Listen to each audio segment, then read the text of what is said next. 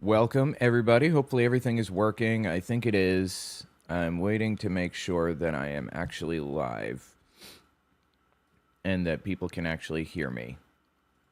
It appears as though they can on Twitch and on YouTube, maybe? I can see that people are now here on YouTube, but I'm not sure if they can hear me. So someone will have to let me know. Okay. I wanted to hit Flashpoint. It's been a while since we've hit Flashpoint, right? Wow, 87,000 followers on Rumble. Congratulations. Special prophetic night with Pastor Hank Kunneman. Okay.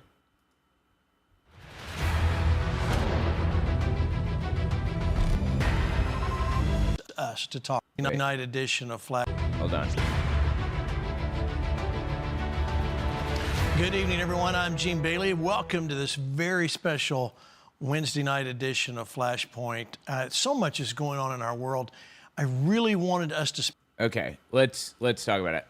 This is Flashpoint. If you're unfamiliar, it's like this far-right, pro-Trump, borderline religious TV show. It is a, you know what? I'm not even gonna. Yeah, it is a religious TV show. It's a Trump theology TV show, and this one is titled "Prophetic Alert" or "Special Prophetic Night" or something like that. Let's give it a listen. Wait, this is from January 7th, 2026. It's not right. 2:23. Wait a minute.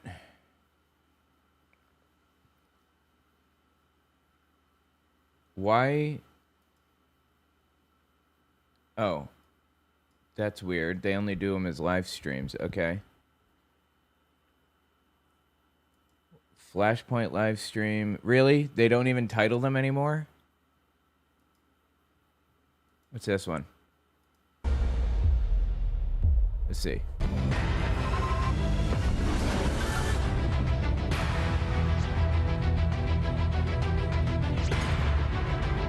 And of course, he's the co-founder of Messenger next hour. Good evening, everyone. I'm Gene Bailey. You're watching Flashpoint. We're glad you're with us tonight. Listen, I want you to sit down, stop what you're doing, because you're going to enjoy this next hour. I'm joined by I bet I won't. Friend John. I bet I won't. John Bevere. Now, if you don't know who John Bevere is, he's an internationally recognized author, evangelist, speaker, more than 40 years of experience in ministry. Get this, I didn't know this. His books have been translated in over 130 languages, sold millions of copies worldwide.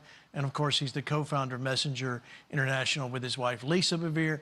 And we're just glad, John, you're with us. And we're glad that you're passionate about what you do. Gene, can I say it's an honor to be with you? Okay, I don't know who this guy is, but I'm assuming that he paid them to come on and promote his book, right? Love listening to you. When I'm in the gym, a lot of times I'm over in YouTube listening to what you're reporting. So I'm so grateful for Flashpoint. Thank you. Thank you so much. Thank you. And listen, we are, I told John before we got started, we're going to talk about his new book because there's a lot to talk about in that topic. But I really, as we were getting ready for the program, I told the producers, I want to talk about a book that came out, you can probably tell me how many years ago, but I believe there's a whole nother generation. If you haven't read. Right, so this guy was just telling the producers completely out of the blue and at complete random that he wanted to talk about a book. And he had an idea about what this book should be. He didn't have any particular book in mind. He just wanted to talk about one. That I believe it without question. I am completely convinced that the story that you just told us was real. You need to read this book, and if you have read it, I challenge you to go dig it off your shelf, go pull it off your shelf, and reread The Bait of Satan. That book right there, John Bevere wrote. And John, give us let's talk about, you know, I don't know how much background you want to give on that, but help people understand what The Bait of Satan really is all about. The Bait of Satan was... Let me guess. The Bait of Satan. Homosexuality. Am I close? That gets us all in the end, doesn't it? It baits everybody in the end. written 32 years ago, Gene. Wow. And I went through a deep wounding offense from a father figure. I mean, this person was probably closer to me than a father. And I fell into the trap, and the bait being unforgiveness, resentment, bitterness. And it is the bait stick, a scandalon, which Jesus uses in Luke 17, verse 5. The bait stick a scandal on. I feel like those words are all like words from the English language, but don't go next to each other, usually. I don't know what that even means. Did I mishear it? When the apostles said to him, increase our faith, interesting, they don't say that after he raises the dead. They don't say that after he heals diseases. They say it after he tells them, if your brother sins against you 7 times, you're supposed to forgive them not 7 times, but 70 times. That's when they cry out, Lord, increase our faith. And so Jesus opened that whole thing up with, it is impossible that offenses won't come. In other words, if you eat food, you put on a pair of pants, you put on an outfit, you live in this I do those things. earth, you will have the opportunity to be offended. Right. What you do at the offense determines your future. I literally was. Wait. Aren't these the people constantly complaining about cancel culture? I thought being offended by things was for libtard cuck flakes. What happened to that? Was in a prison for a couple of years. I mean, before I got saved, I didn't find it hard to forgive. After I got saved, I found it easier. But this one wounded me. And wounds don't heal overnight. There's a process. And Jesus literally gives us that process on how to be healed. And in writing it 32 years ago, it sold like crazy. I mean, it just passed 6 million, I think, a couple of years ago. But I told my wife, Lisa, and we both agree on this message is more relevant for today than it was 32 years ago. Right now, people aren't just offended by how they've been treated. They're offended by what's been done in my tribe, what's been done in my gender, what's been done to my stream. What's been done to my gender? Obviously, he's on the incel bandwagon, right? Have you guys seen the TV show The Boys?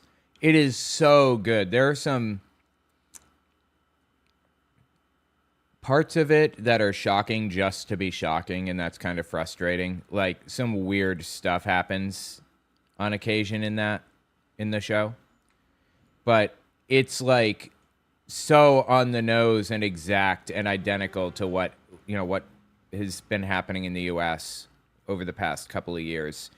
It's wild.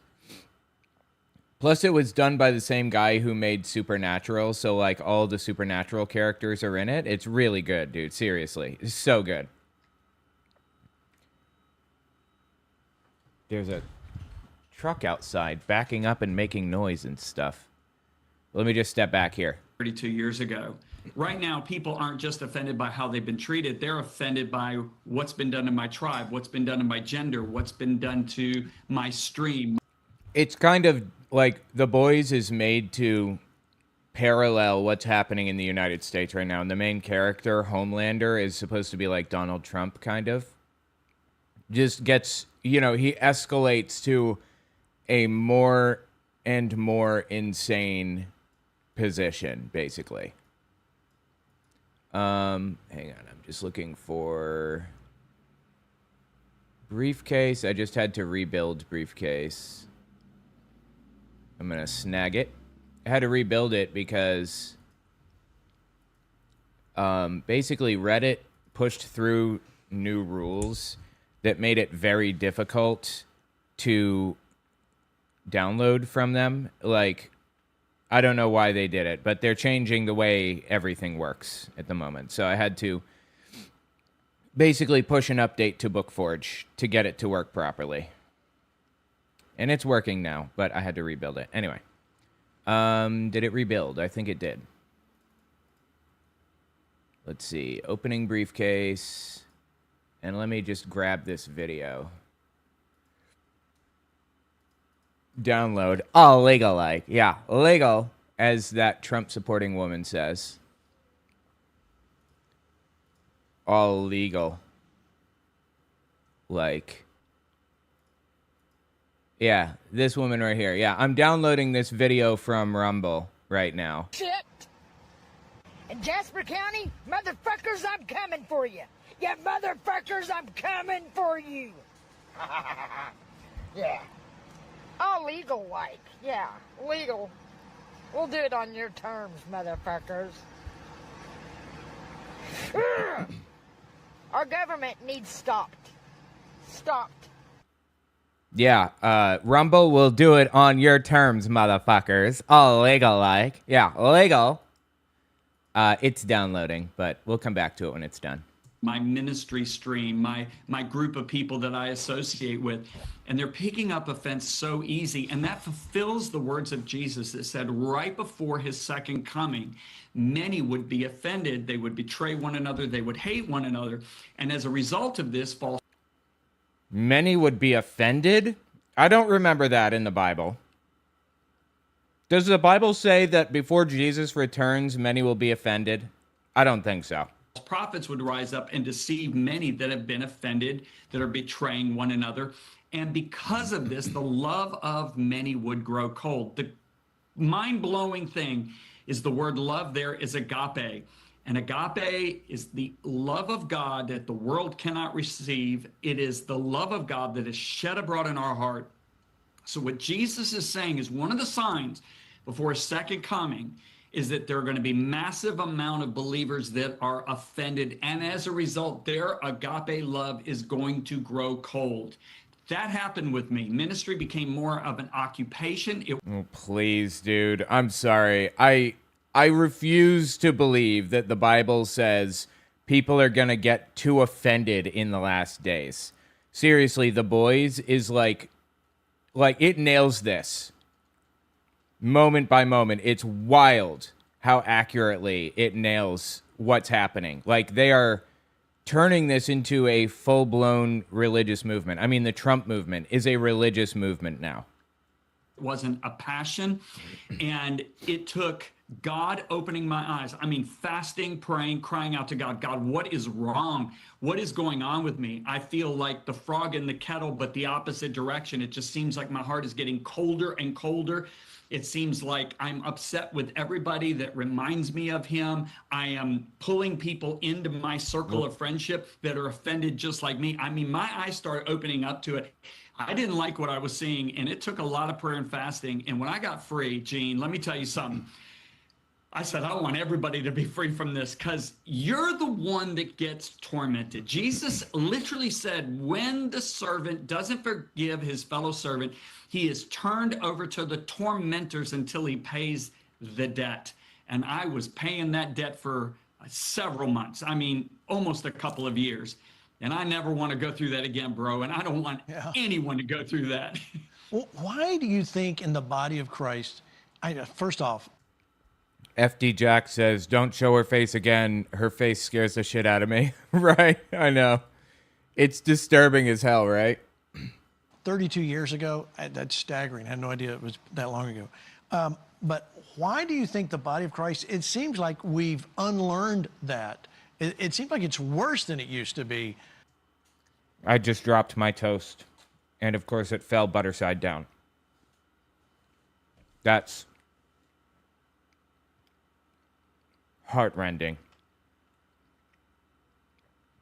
I feel like I just lost everything. In that moment, I was enjoying the fucking shit out of some toast. And it was pulled from me. Stolen. Taken from me before I was ready. That was... Nobody should have to experience that. How painful that shit was. It's like a lesson we haven't learned, or is it just a new generation we haven't taught? Gene, I'm going to be really blunt. That's my style. Good. Because I really care about people, and the only way you can really help people is be truthful. It's because we... Oh my God, yes. You're a saint. Absolutely. You're only ever truthful. You never lie. You only give people the hard facts, right? Totally. Super trustworthy fella over here. We're not in the Word. We're so Bible illiterate. Yeah, gone too soon. My toast is gone too soon. Exactly. That we can't recognize these devices of the enemy. And so people, it's just a natural tendency. Somebody harms me, the people I care about, I'm going to get even. That is so diametrically opposed to the character of God. God, I actually was in a situation one time where a man was destroying my life. This was 35 years ago. He was Okay, what'd you do to him? literally destroying my life. Others were telling me what he was doing. Everybody saw what he was doing. I saw what he was doing. He admitted to it. And I had evidence to expose this guy. And the Lord spoke to me. I prayed for 35 minutes on. I don't believe you. Hold on, let me pull this up in Bookforge. I'm sorry, in Briefcase, now that it's... We're at 12, 13, I think. Yeah, here. It looks like it's... Wow, is this whole thing an interview? It is. This is one big ad for his book. That is wild. And apparently he says some really wild stuff at the end, too. Okay, let's continue for now, and we may find another one. Let me just... 6/17, 6/16, Tuesday. What's this? Done. I think Pastor Hank may be getting you one. Okay. Tony, why didn't you come? Thank you for the gift. Well, to show your face and to stand strong now on the behalf of the people of the earth. And I'm asking you now for your grace, mercy, and your help in these days and in this time. An American president applied pressure on Israel to divide their land, we'd have these enormous catastrophes this same day or within 24 hours. Yeah, I'd like to watch this one next, so let me just wrap this one up. Anyway, wow, that's wild. Let me know what you think about it in the comments. These people are so transparent. And let me grab this one. Hold on, let me just queue, process, clear completed. Should be pulling now. All right, let's watch this. This is Flashpoint. It's basically like a Trump theology TV show, run originally by Kenneth Copeland. Got popular enough to split off on its own. Let's listen. We're going to break down what's been happening in your world in Israel. This is going to be a great program. I'm so happy you're with us. Listen, if you've missed anything on Flashpoint, you can always go back and watch. Okay, yes, thank you. Missed. These people are, like, they lean neo-Nazi, but they also support Trump fully in absolutely anything that he does, no matter what it is. So I'll be interested to see what they have to say here. And be a great time to do it. All right, let me welcome in here right off the top, Pastor Hank Kuhneman and our friend Tony Suarez. Welcome, gentlemen. Pastor Hank, we had a good time in Constitution City, didn't we? Yes, Gene, it was so great to see you and the people. And, of course, what an amazing campus that Rick has. And, Gene, I think the highlight of it was you gave me a heartfelt gift. You gave me, and I almost brought it, a Whataburger French fry stress relief device. Is that what it is? Stress relief device from Whataburger? Whenever you feel fried, I just pick it up and just squeeze it. So thank you, Gene, for your generosity. You know, that's You're talking about a stress ball? You're saying he brought you a stress ball? And it's fries. Whenever you feel fried, you squeeze it. Okay, that's cute. just what happens you're when going to you're buy me a bunch of meals. You're a cutting-edge news and prophecy show. We do things like that. Okay. Tony, why didn't you come? Thank you for the gift. Well, you know, there's different levels to the Flashpoint Army, okay. and that was like the VIP level. But I did see, you know, I got that beautiful bomber jacket. Wow, the dude couldn't afford to get into the VIP section, is what he's saying, right? And they're shaming him for that, kind of. Damn, sick burn, dude. You know, there's different levels to the Flashpoint Army, okay. and that was like the VIP level. But I did see, you know, I got that beautiful bomber jacket that you gave us at NRB, but I saw that Pastor Hank was handing out blazers that are out of this world, and I thought that's a pretty fancy new uniform y'all got. Don't you listen, Tony? I mean, I think Pastor Hank may be getting you one. I think one's probably coming. Fingers crossed. Okay. Sorry, I already got the bomber jacket. We Are I'm good. Alien jackets. Yeah. All right. These people are so cringy, dude. Oh my God, it's painful. All right. And also, let me welcome to this program, even though he's already committed, so he has to stick around now. William Koenig is a veteran journalist, best-selling author, longtime White House correspondent. For more than 2 decades, he's covered the Middle East affairs, traveled with presidents Bush, Trump, and has made many trips to Israel, obviously.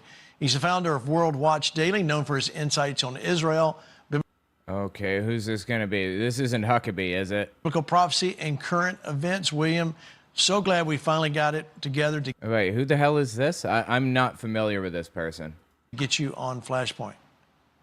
Great to be with you, Gene. My pleasure. All right, let's go right off the top. Let's go to see our friend Matthew Faraci in Israel, somewhere in Israel, to give us what his report from the front lines. Matthew. Hey, Gene, thanks for the warm introduction. Okay, well, I'm not going to sugarcoat this. The mood in Israel post this Iran deal is very dark. Oh, boy. And you can understand why. Think about this, okay? Everything on this show is designed specifically, intentionally, for a reason. They put it there for a reason. It's not just like people talking off the cuff. Everything in this show is planned. Every scene, every frame, it's all planned. What reason would he have to say people in Israel are not happy with this deal to an audience where this is a very touchy subject? What reason would he have? They don't want to talk smack about Trump because he is their literal god. But it seems like they're kind of trying to push him a little bit. Since October 7th or since October 8th, families have made great sacrifices. Soldiers have died. There's been all kinds of trauma, as you know. Operation Epic Fury, this last operation, Roaring Lion, not too long ago. And Wait, isn't he listing, isn't Epic Fury an American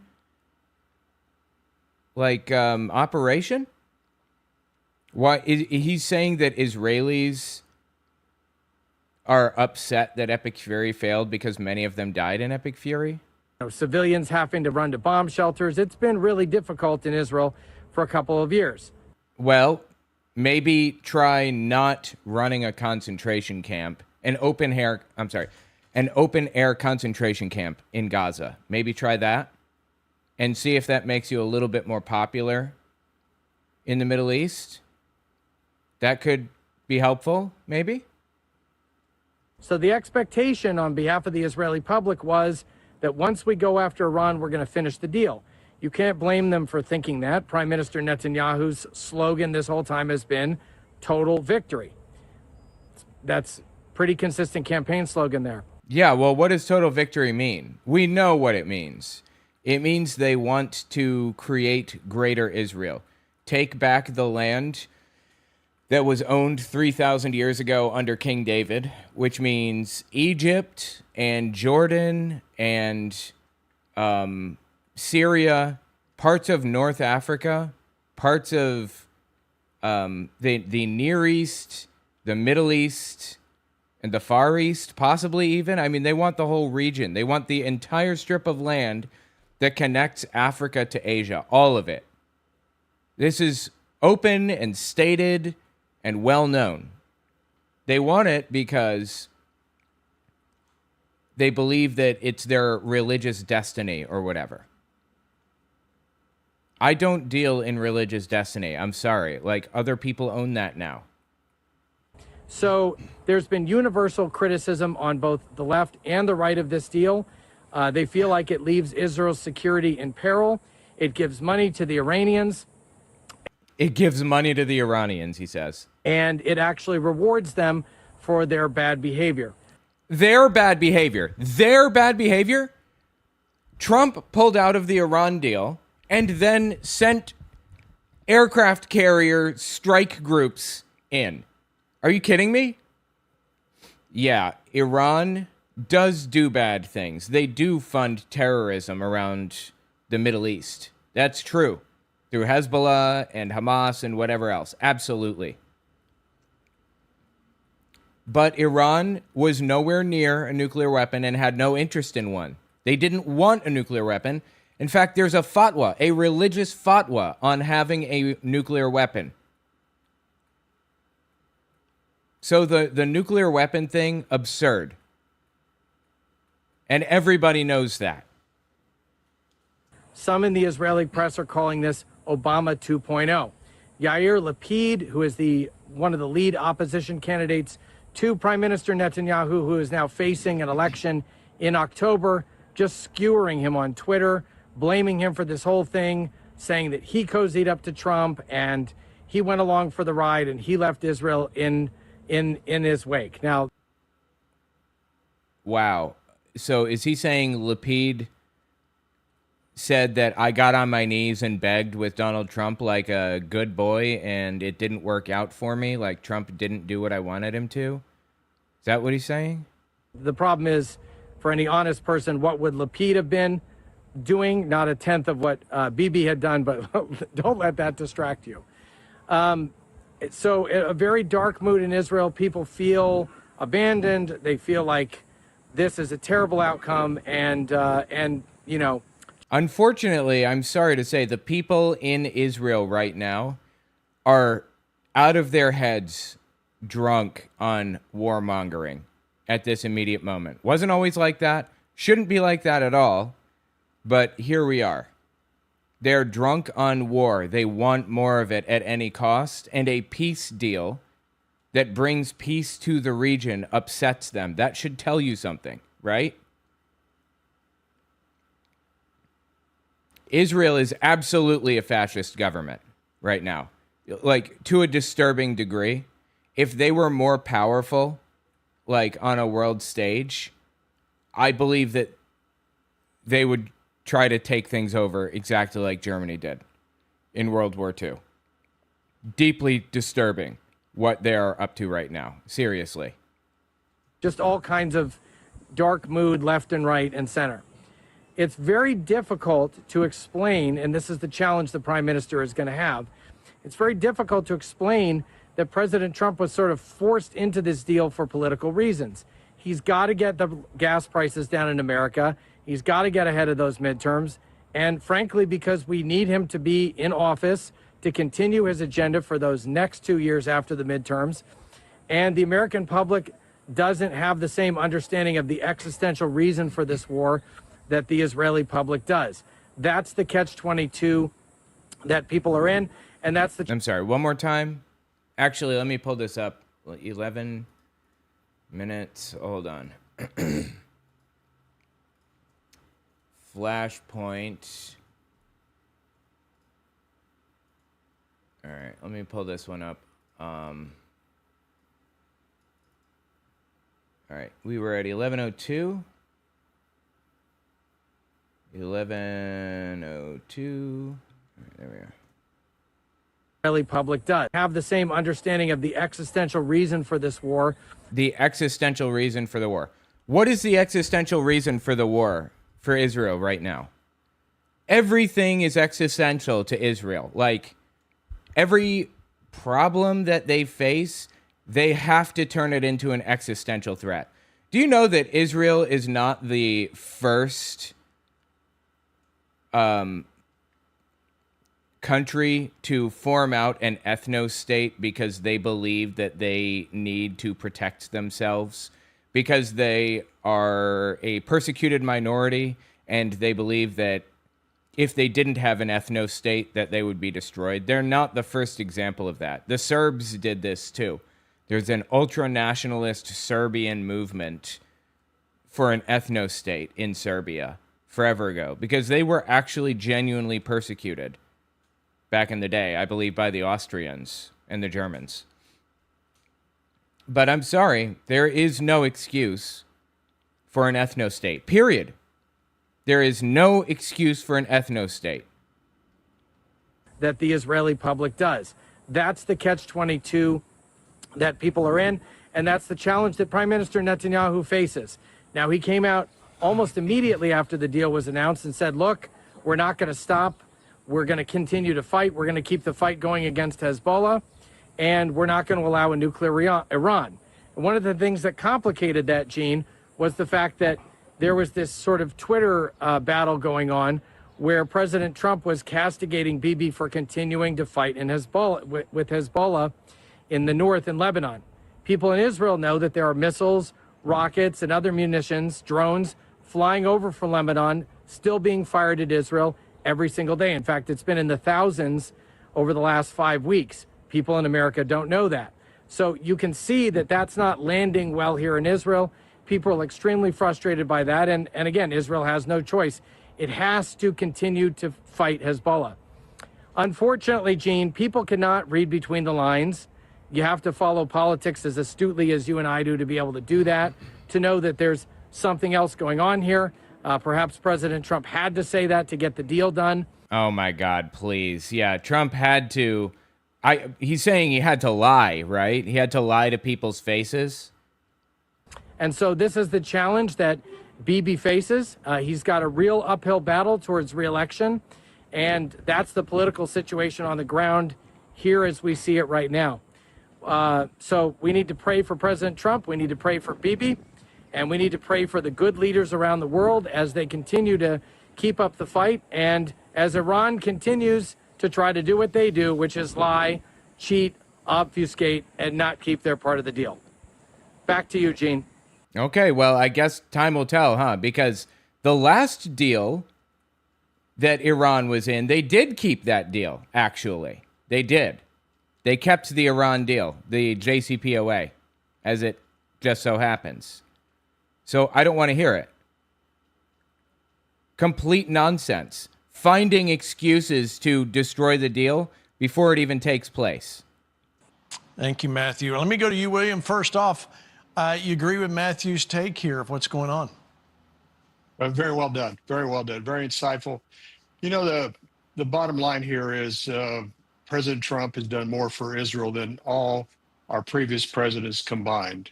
Right. He's been a great friend of Israel. He has? Than all previous presidents combined? It's a tall claim. He moved the embassy from Tel Aviv to Jerusalem when everybody said that's a crazy deal. Yeah, it was a bad idea. You shouldn't have done that. That was a mistake. You know why that was a mistake? Because it inflames tensions, makes people more upset, makes people even more unhappy. You want war? This is a great way to get it.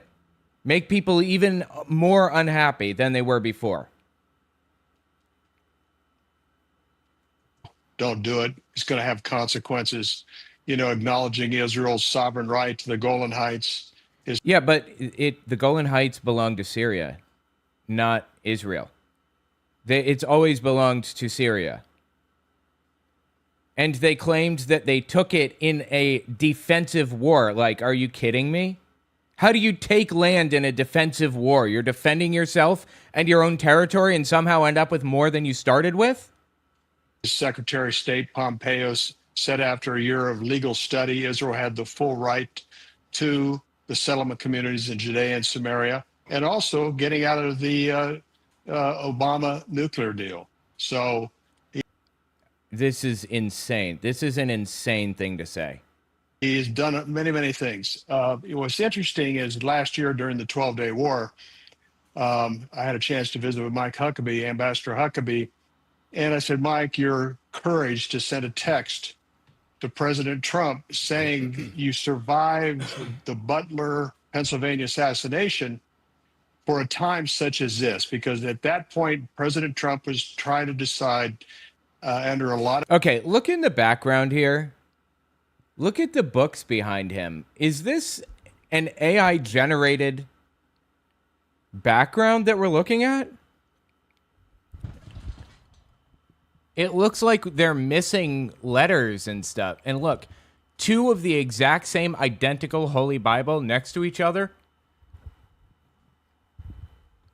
I'm very suspicious right now. Look, he has the same exact book next to it, each other multiple times.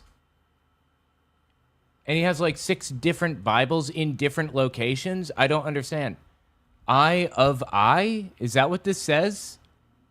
He has 3 Eye of I books and then a bunch of CDs in jewel cases and then another Eye of I book. What am I looking at? What is this? Can you zoom in? No, I don't think I can. No, I can't. I can't zoom in.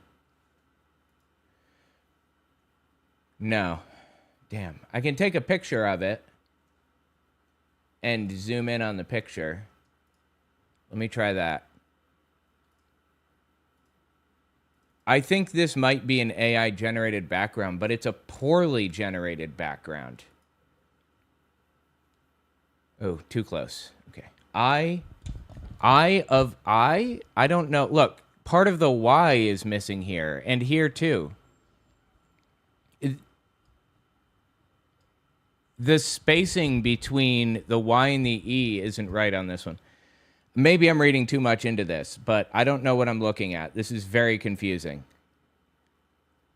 2 identical books, exactly the same as each other here.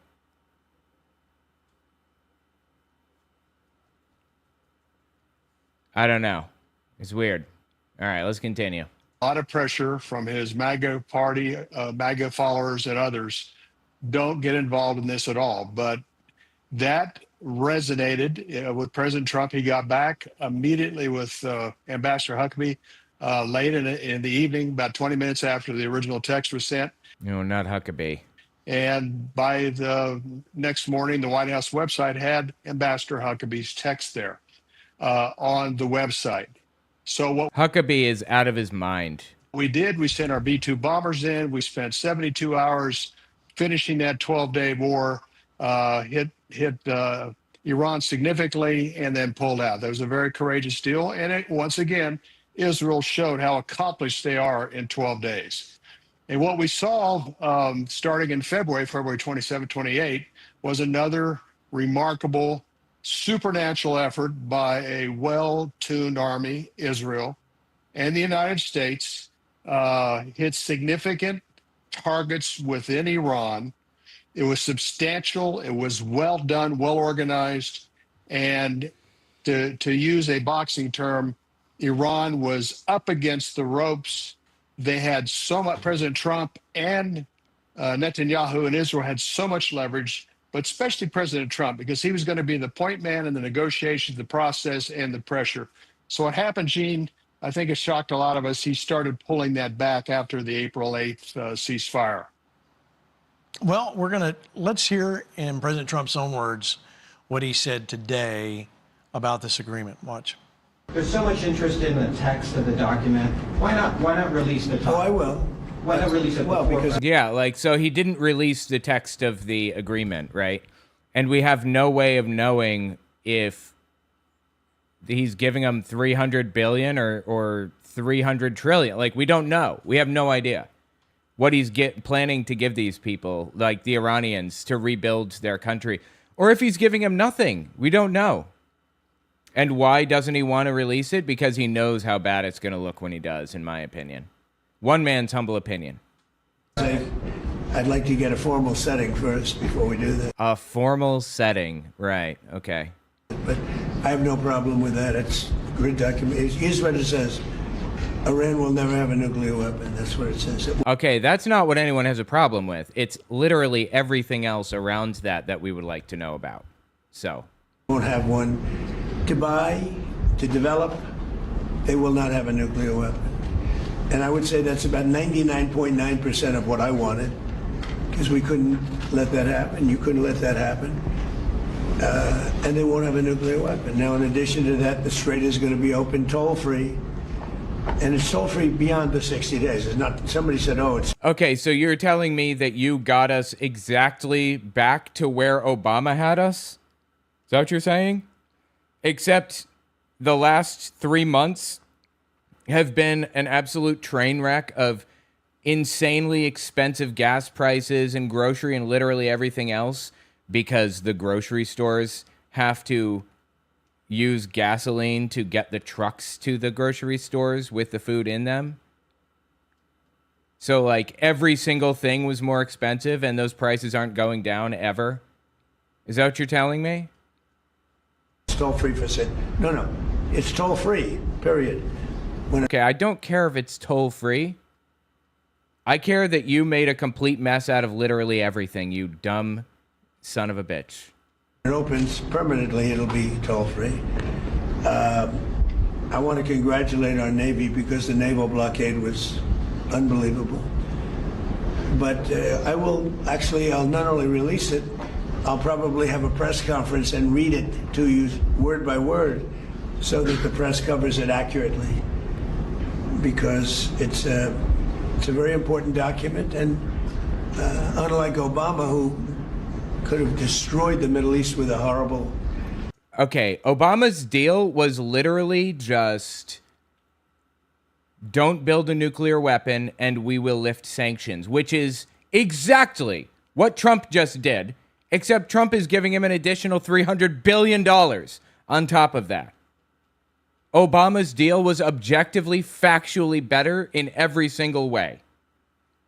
JCPOA. It is the worst agreement. That was a road to a nuclear weapon. Mine is a wall against a nuclear weapon. Bro, this is so sad. Honestly, this is so sad. Israel's fighting Hezbollah too long, and too many people are being killed. You know what the JCPOA did not include that people wanted? Iran is a state sponsor of terror in the region, actually. Like, they fund Hamas and Hezbollah and the Houthis and so on and so forth. All of the rebel groups in the region that kind of cause chaos, they're funded by Iran. The JCPOA did not account for that. But small wins. You'll take small wins, right? No nuclear weapon. That's a small win. Lift sanctions, no nuclear weapons. That's good. So what did Trump get us? Not even back to where we were under Obama. Not even there. Oop, sorry, hold on. And you don't have to knock down an apartment house every time you're looking for somebody. Because there are a lot of people in those apartment houses. And they're not all Hezbollah, that I can tell you. And I suggested to Israel to let Syria take care of Hezbollah. Because to be honest with you, I think they do a better job of doing it. And I didn't like Syria. I didn't like where 2 hours before we're signing the agreement that there was an attack in Lebanon, in Beirut. It was right in, it wasn't like in the southern side, and it was in Beirut. I did not like that. I let them know that. I didn't like it, not at all. But I think that Syria, he's pulled that country together amazingly quickly. He's very capable. And he's been very good for me. He's protected everything that I've asked for, he's done. And if Israel can't do the job without killing everyone else, he'll do the job. Syria will do the job. All right, Pastor Hank, I'll get you to weigh in here. You heard President Trump. Makes me a little concerned. I'll be honest. It makes me a little concerned, some of his comments about Bibi. And, the point, let's go back to what Matthew Faraci was saying. These rockets, these missiles, they haven't stopped going back and forth in the north there with Hezbollah in Lebanon. So it's funny, no matter what happens, it still comes down to Israel has a right to defend itself. And I think they should. Look, Israel is no longer defending themselves. They have moved from defending themselves to genociding people, okay? Yeah, on October 7th, that was a horrifying attack, disturbing as hell. Do you know why they did that? No excuse, by the way, to murder innocent people. No excuse. I'm not making excuses for Hamas here. That was evil, genuinely. But do you know why that happened? Because Israel was actually moving forward with plans to take the temple and rebuild, or to take the Temple Mount and rebuild Solomon's third temple there. They were actively harming people in Gaza, innocent men, women, and children in Gaza who did nothing to anybody. That's why. That's why they did that. Israel has created their own problems for 50 years or more. If you get along with your neighbors, if you're a good neighbor, things will be very different. The problem is it's a fascist, ultra-nationalist, extremist state. How do you manage to be a good neighbor with an ultra-nationalist state like that? It's like trying to be a good neighbor next to Germany in 1935. Should be. But I want to get your take. What do you think? Well, I think, first of all, we have to go back to something, and that is the obvious, that war is never pretty. And war, when you've been at it as much as Israel has been, they haven't been the aggressor. They've been unjustly attacked, terrorized, right? They're still coming out of what happened back in October of that year. And so it's been very painful on the innocent, and there's been a lot of factors that have gone into it.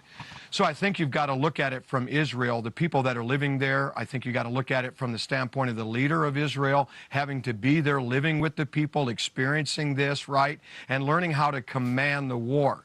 So I do think that has to be brought into perspective when you are either President Trump, if you're the Prime Minister of Israel. You have to look at where things are at for those that are living it on a day-to-day, year-to-year as it's been going. I also want to say this, though. I do think we need to look at something, Pastor Gene, and that is where we do need to give credit to President Trump. There's the word treaty, and what I don't often like about treaties is the word treat. The tendency is both sides always treat themselves to something that is going to ultimately be advantage to them that's a disadvantage to something else, or somebody won't agree. Okay, that's not how treaties work. Treaties are negotiations where everybody loses, right? But they lose in a way that's acceptable to them. What is he talking about? Treat? Treaties are treats to people? What are you talking about? This doesn't make any sense. Agree with it. And I think that we have to remember what President Trump said. Had there not been some kind of aggressive effort against Iran at this time to knock out the regime, they would have had a nuclear weapon, and they had... That's just a flat-out, bald-faced lie. He's lying. That's not true. We had a deal in place that prevented them from getting a nuclear weapon, and they were abiding by that deal. They had abided by that deal for years. International inspectors from all over the world going into their facilities, inspecting them, and verifying for a fact that they were following the deal, including the U.S. The U.S. is going in there. I mean, U.S. citizens who were part of the IAEA or whatever, who were responsible for watching. They did not violate the deal a single time. There's a religious fatwa on nuclear weapons in Iran. This is just a lie. Said what they were going to do with it. They were going to go after Israel, and they were going to go after the United States. And then last, I want to say this. Let's pray for both Israel and the United States. The enemy would love nothing more than to bring a separation, bring confusion in what God is trying to do. The Bible does say, with wise counsel, make war. And my prayer is that both men will operate in wise counsel, listen to wise counsel, and listen to and for the wisdom of God to navigate them through what I believe is the next season of a liberated Iran. All right, so Pastor Hank, let's do just that. A liberated Iran, which means destroying it, right? Killing every man, woman, and child in the country. Would you please lead us? Sure. Heavenly Father, we are coming before your throne. You're the God of all grace. Father, there are times in the earth that we need the wisdom of God, that the wisdom of men is not enough. And so we are asking you, our God, the God of wisdom, to release the spirit of wisdom, and counsel upon President Trump, upon Netanyahu, and all those that are involved, Father, in this process of navigating through the remnants of war, the effects of war, but also this treaty. And we are asking, Father, that the wisdom that comes will be the spirit of truth, that truth will guide them. And I ask that, Father, that nothing of the enemy and nothing that will give advantage to the enemy will prevail at this time. And I pray that you would expose the works of darkness and continue to liberate through your mercy and grace not only the people of Israel, but the United States and even the nations that, Lord, have been suppressed, who've been attacked unjustly. It is the time now for you to show your face and to stand strong now on the behalf of the people of the earth. And I'm asking you now for your grace, mercy, and your help in these days and in this time, in Yeshua's name. Amen. Amen, amen, amen, amen, amen. Tony, your thoughts? Well, I appreciate that on Flashpoint we can support President Trump and also say we're concerned when we hear something that doesn't line up with our biblical view. Okay, interesting. Is he saying he's turning on Trump a bit here? And this goes back to why it's so important that we continue to pray for the voices that are around him. Yes. Remembering that an administration is not just one man or two men. You're talking about hundreds of people, influencers, and those people have lobbyists behind them that are trying to influence them. And we need to pray a hedge of protection that the president's ears hear what they're supposed to hear and then not hear what they're not supposed to hear. I remember May. Wait, I'm sorry. I don't know what the hell that means. What did that mean? 2017, we were invited. We were at a dinner at the White House, and the late James Robison was with us. And he said to the faith leaders in the room, it was a small group of about 20 or so, and he stopped us in the hallway and he said, I've been speaking to presidents since Jimmy Carter. He said, this is the longest that we've ever had access to the actual president and not just his administration.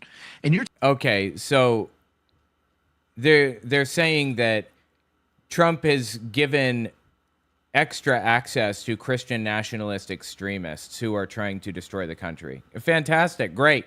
That's awesome. Love it. Talking about just 6 or 7 months into President Trump's first term. And he said, normally the bureaucracy will start building a wall where you can no longer, you can no longer penetrate. You can't get through it and you can't get to the man. But James would always remind us, this is the first time we've had access this long. Well, now we're into the second term. And we still have access. We have to continue to pray that the right voices are getting to the president and speaking what thus saith the Lord. And when it comes to the issue of what's happening in Iran, you know, Gene, everyone, different people see it from different vantage points. I look at this through the lens, and I look at most things through the lens of Matthew 24. The Bible says that when the good news is preached in all the world to every nation, then the end will come. To me, this is an issue of the revival and the Reformation that we've been believing for that would come to the earth. This is, to me, it's a war of two covenants. The Old Testament covenant is God's promise to Israel. The New Testament covenant here is the promise to all mankind. So there's the sovereignty and the protection, the blessing of the people of Israel and the land of Israel, but there's also a promise that the people of Iran can be open to the gospel of the Lord Jesus Christ. God. And to me, this... Oh my God, dude. Wait. Radiant thought? I'm sorry. Redolent thought rating with a party of 132 viewers. I appreciate that. Thank you so much. That's awesome. If accurate. I'm not sure if that's accurate. I can't tell. Anyway. No, I think it is accurate. Welcome, everybody. And buckle up, mods. Anyway, one more time. Iran can be open to... That's the whole goal here. They're trying to get people into Iran to spread their Jesus stuff to them. They're not just letting them live their lives and be normal human beings and be free, make their own choices. This whole thing is about trying to push Christianity on them. Jesus Christ. The gospel of the Lord Jesus Christ. And to me, there's an opening. Robbie Dawkins has told us that he's heard of some miracle conversions, but the mass miracles are on the other side of Iran once and for all being liberated, so that we can preach the gospel to them. This is like a crusade. This is literally the argument in favor of a crusade. They said, we need to topple this regime so we can preach the gospel to the people inside of it. Is this not psychotic to anybody else? Am I the only one? It's good. All right. We've got a lot of work to do, ladies and gentlemen. And I want to, William, you wrote a book, and I told you when I called you that I wanted to, this was months ago, actually, we started talking about getting you on the program. Yeah, thank you for rating. I appreciate that, Redolent Thought. I'm going to have to check out your, who is this? I'm not sure I'm familiar. Do I know Redolent Thought from elsewhere? It's not. Yeah, I'll pull up your Twitch and check you out. Thanks for the raid. Anyway, let's continue.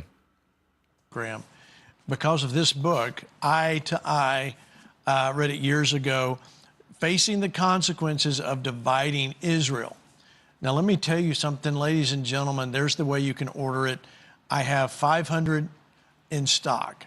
When they're gone, we'll have to reorder, but we are not taking back orders. If you want this book, you need to get it. And Bill, I want you to explain what the reason was. I mean, this is a big book.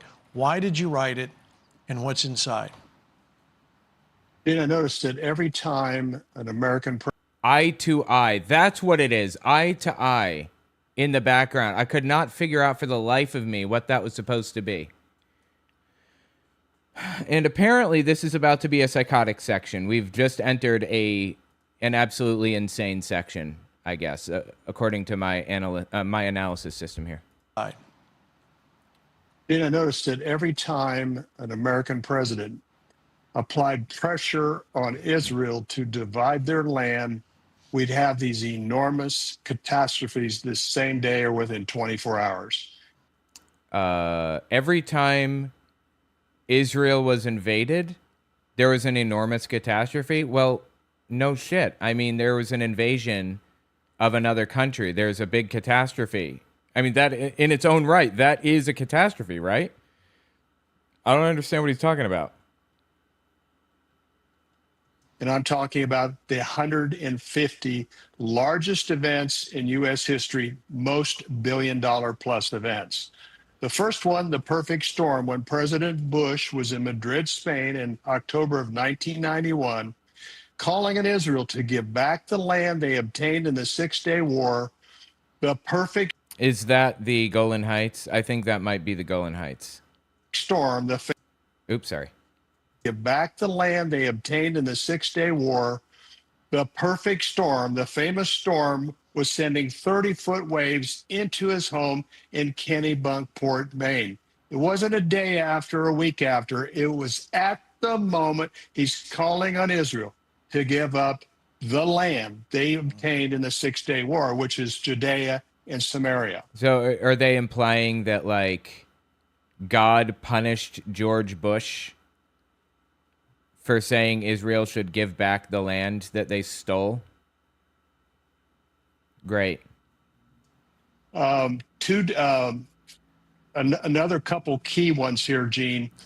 17 days prior to 9/11, President George W. Bush was working with Crown Prince Abdullah of Saudi Arabia, who thought that Bush was siding with Israel.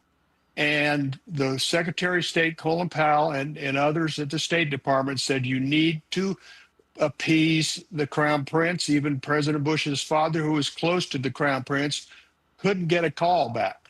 So they negotiated for 17 straight days on what was going to become the two-state plan. Okay, well, I don't think it was 17 straight days. I think they had different negotiators, and the others were, like, sleeping in between, right? They negotiated for 17 days. No need to make it dramatic, first of all. And second, I have a I have a different view of a two-state solution than many people do. I have a different idea of how it should work. I think there should be a single... I think there should be a single federal state over Israel and over Gaza and the West Bank. I think they should have a single federal state, and I don't think that either one should have their own military. The federal state should have a military, an integrated military. In my opinion, they've lost their right to have a military of their own because they can't be trusted with it anymore, obviously, after what they did. And I think they should have like equal representation. The Gazans, the West Bank, and the Israelis proportionate to their population. And you know what? I suspect Israel sees that that's kind of the way things are moving a bit eventually. And that's why they're trying to take out as many Palestinians as they can ahead of time. So that they're, you know, when they are forced into that type of situation by the United Nations, because this is insane, they're going to have the upper hand in this scenario. I suspect that's what's happening. They finished their work. The America shouldn't be trusted with its military. Arguably, you're correct, but who's going to enforce that? The United States right now has the ability to enforce a federal state as a one-state solution over top of the two states. So, arguably, you're right. Arguably, maybe the United States can't be trusted with its military. But no one is powerful enough to take it away, so. Russia obviously can't be trusted with theirs either. I'm talking in an ideal scenario, what do? In an ideal scenario, we take their military and turn it into a shared military that's integrated. Like Palestinians and Israelis working together, training together, living together in the military. On 9/10, according to the Washington Post. Prince Bandar, the Saudi ambassador to the United States, who is close with the Bushes, was celebrating in his mansion in McLean, Virginia on the evening of 9/10. And the next day, the horrific 9/11 events happened where 15 of the 19 terrorists were Saudis. And I say the God of Israel did not produce the evil gene of 9/11, but he did not stop it. Wow, that is a risky thing to say to this audience, actually.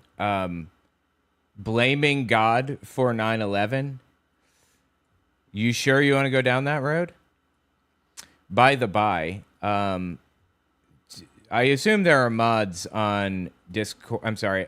I assume there are mods on Twitch right now. Mods, do you guys want to throw out some names of people that I can mod on there who've been around a lot? I have some ideas, but I just want to be sure because I've mistakenly modded the wrong people before. Gonna snack and lurk on Twitch Mobile. Wish me luck. Sounds good. Thank you for the raid and thanks for coming. Dr. Hayes, you think? I'm just gonna add the people as mods, and if they don't want to mod, then that's okay.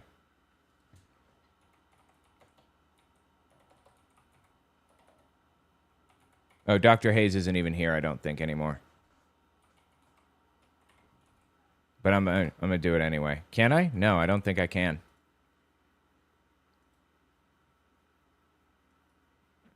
My chat are based/dope-ass leftists. Yeah, I don't worry too much about. I mean, they don't seem to be trolls or anything, but I don't think I have too many mods here. Okay, cool. Well, let's continue.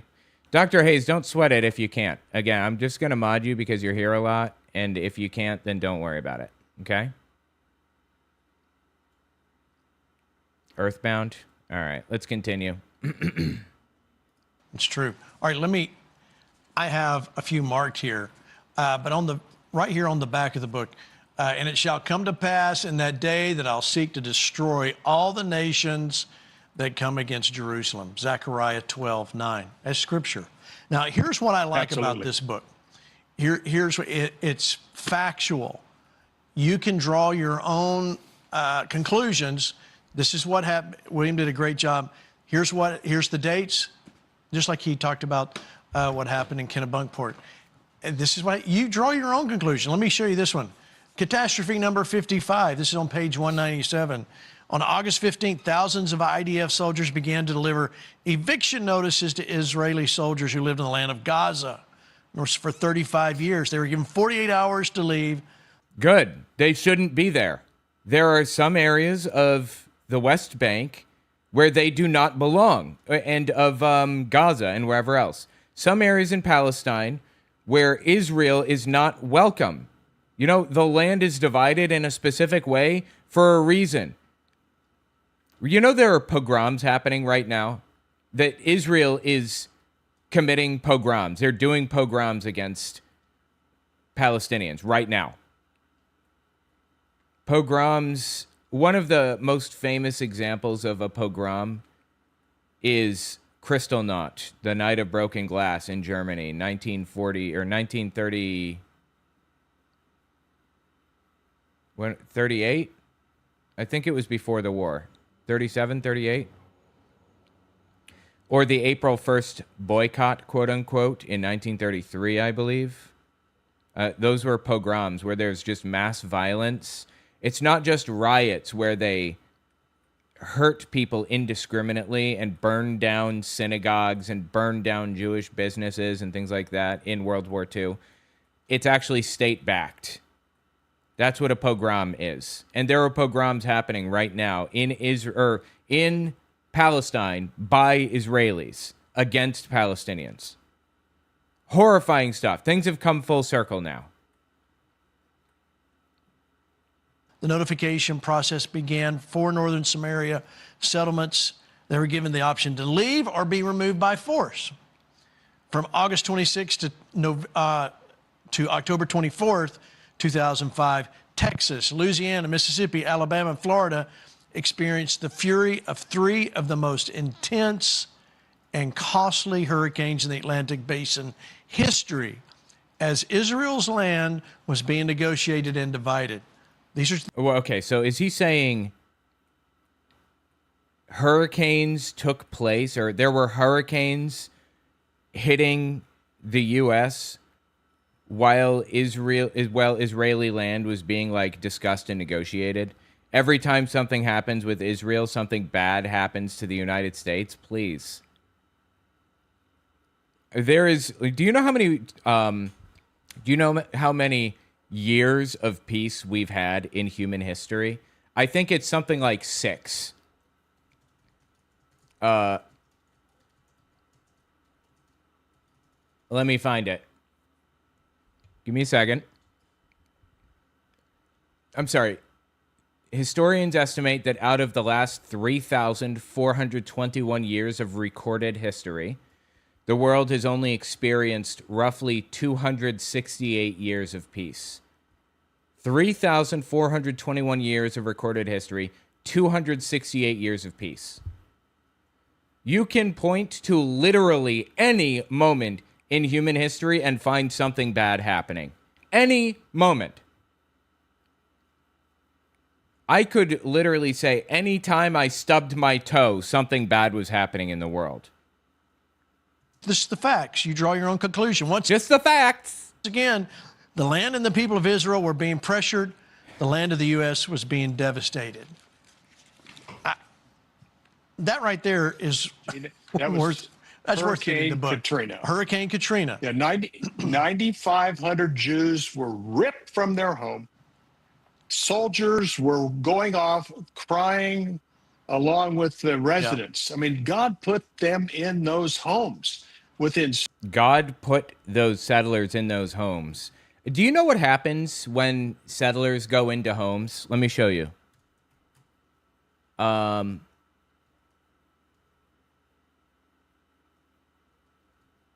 Here. Here you go. Check this out. You are stealing my house. Dude from New York City, a Jewish guy from New York City, goes to Israel, enrolls in a program. The IDF sends 2 soldiers to follow him into Palestine with guns. He walks into this woman's house, lays down on her bed, and says, "This is my house now. Get out." And she's being held at gunpoint by the IDF soldiers. And if I don't steal it, someone else is gonna steal it. No one is allowed to steal it, ya ammi. This Israeli settler is trying to take over a Palestinian family's home. In occupied East Jerusalem's Sheikh Jarrah neighborhood. Jacob, you know this is not your house. Yes, but if I go, you don't go back. So what's the problem? Why are you yelling at me? I didn't do this. I didn't do this. But it's easy to yell at me, but I didn't do this. You are stealing my house.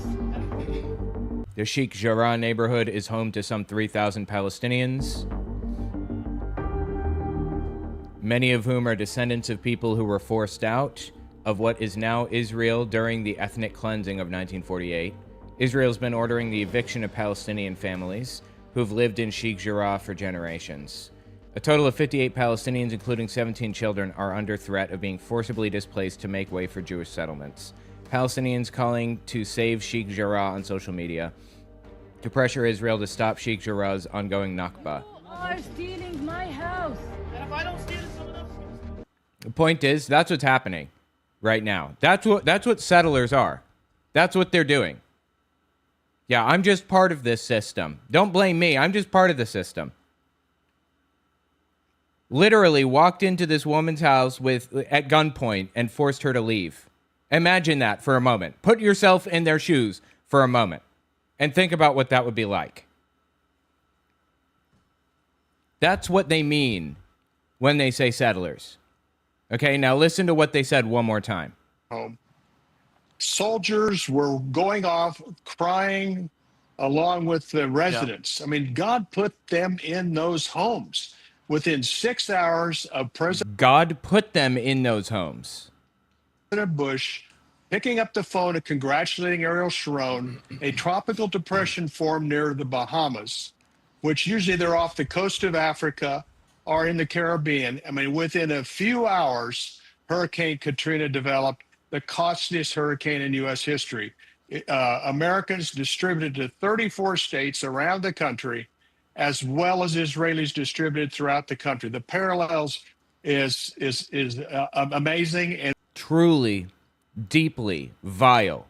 What these people are willing to justify, the lengths to which they're willing to go. Biblical, and it happens over and over again when you touch or call for the land of Israel to be divided. All right, let me show you this one. This is, I believe this is 2016. Wednesday, October 5th, the White House press secretary rebukes Israel. U.S. issued an unusually strong rebuke Wednesday of Israel's plan to build new housing tracts in the West Bank. Wednesday, October 5th, same day, Florida governor, state could be facing the biggest evacuation ever with Hurricane Matthew. Then, of course, what happened? So they're saying Hurricane Matthew, which apparently is a thing. I haven't heard of this. Is happening because we are pressuring Israel to do the right thing. How absolutely psychotic, how broken inside you have to be to say something like this. Genuinely. Hurricane Matthew was the strongest storm since 2004 as it neared Florida. Let me do one more before William interrupts me, because I know he's got something to say here. This is, let me read this. According to Israeli government, estimated 90% of planned terror events in Israel have been averted. Frequently, we hear about the larger ones that have been miraculously prevented. My research shows that when President George Bush intensified his involvement in the Middle East plan and backed a Palestinian state, listen, for the period between November 2001 and 2004, 26 out of 36 major suicide bombings occurred on the same day. or within 24 hours. Again, you can literally point to any moment in human history and find something bad happening at that time. This is propaganda, though. This is really clever propaganda, right? Something bad happens and you point to what was happening at that exact moment. Vile. Of either major U.S. presidential pronouncement or Israeli leadership statements. I mean, and now I know it's intense. It's a dense book, but there's no way. I mean, I think you should get this book for your own. I think you should buy two. Buy one for yourself and one to give to your pastor if he's never, because we have to understand. Pastor Hank, did you know all of this? You know, Gene, actually somebody let me borrow it and then they demanded it back. But those bastards, they wanted their stuff back. Can you imagine? From Hank Kunneman, of all people. He deserves everything for free. I actually looked at that book, and I have great respect towards William, but I have great respect for God and what God said regarding Israel after reading that book. Listen, it's not only prophetic. When a certain religious movement requires a certain people to be kindling for their ascent to heaven, it's wild to me that people glom onto this. I get the systems involved, brainwashing, might makes right, etc. But it seems like obvious. It seems like obvious shit. 100%. It's so easy to see through when you're watching it unfold in front of you. I just keep looking back to when I was a Jehovah's Witness and thinking about how sucked into it I was and how diehard I was. I was literally willing to lose the people around me to a lack of medical treatment, like a lack of blood transfusion, if it meant following Jehovah's commandments. That's wild. But it is literally factual. You can't argue. It's factual. It's events that have taken place that have coincided with Israel. And here's what my advice is. Somehow we need to get that book not only into the hands of you, the Flashpoint Army, but some of your friends that are listening to some of those podcasters who constantly want to degrade Israel, act like Israel doesn't matter. It no longer is relevant today, and people are listening to that. And even pastors, I'm a pastor, pastors are talking about that Israel's not important anymore. That's right. You know, and they need pastors talking about Israel's not important anymore. Okay. Need to read that book. It's factual. Israel still matters to God, and it needs to matter to us. And second, somebody needs to get that great book into the hands of President Trump and some of his cabinet. I mean, these people all know Donald Trump, so why don't they just give it to him themselves? Especially when they start flopping off with their mouth and not realizing the consequences that we, the people, have to face when we disregard what God said. Now, I want to say this last thing, too, Gene. When you come up in July, please bring me a copy of that, and I'll pay for it because I would really like to have one of my own. Thank you. We'll do that. All right, Tony, your thoughts? Well, we've talked a lot on Flashpoint of the biblical and historical illiteracy of the nation right now. That book is the antidote. That's the information. That's what we need. When we've talked about grandmothers coming out of retirement and Sunday school teachers coming out of retirement to re-educate another generation, that's what you need. That's the curriculum right there. That's what you need to have in your hand, and don't just read it. Jesus Christ, how much did this dude pay them to shove this book down their throat? What is this book? Eye to Eye? He really got his money out of this, right? My God, dude. Hey, by the way, I wrote a book. It's called God's People, Christian Nationalism in the Third Reich. It's on it's on Amazon and Audible. owenmorgan.com/God's People, if you want to give it a read. It's really fascinating. It's a fascinating glimpse into Christian nationalism in Nazi Germany, in one man's humble opinion. For yourself, share it with another generation. They need this information so desperately. So I can't wait to get my copy. That's a good idea. All right, so this is a $25 book, which is a deal because it's so big. Okay. It's on Amazon for $16.40. If you want it from... Wait, how much? It's on Amazon for $16.40. Okay, mine's $19.99. If you want it from Flashpoint, $16. $16 while they last. And you can go on. Jesus, this guy really got his money's worth. That's crazy. Pushing a book that hard. Want to get it now? Listen, if you were wanting anyway, yeah, I guess the rest of this is an ad. Let's jump. I'm sorry. Anyway, I guess the rest of this is an ad. Tell me what you think in the comments. Wild, dude. All right, let's jump forward to the second half of this and continue. All right, yeah. This is a TV show called Flashpoint. It's effectively Trump theology TV. It's wild. Let's give this a listen. Thank you for watching. Listen, I want to say special thank you to William for writing this book. Listen, William, it really, years ago, I got a copy of this book. And, you know, here's the thing. You go, well, Gene, you're giving it, we're giving it to you at a really good price. We're not in this to make a ton of money. I learned this from... I bet. You're not in this to make a ton of money. 100%. You don't even like money. You hate it. In fact, you think it's for losers. You give all your money to the poor, don't you, Gene? Kenneth Copeland years ago. He said, you know, the reality of the products is not to get the money in, but to get the word out. And it stuck with me. And I thought, you know, he is exactly right.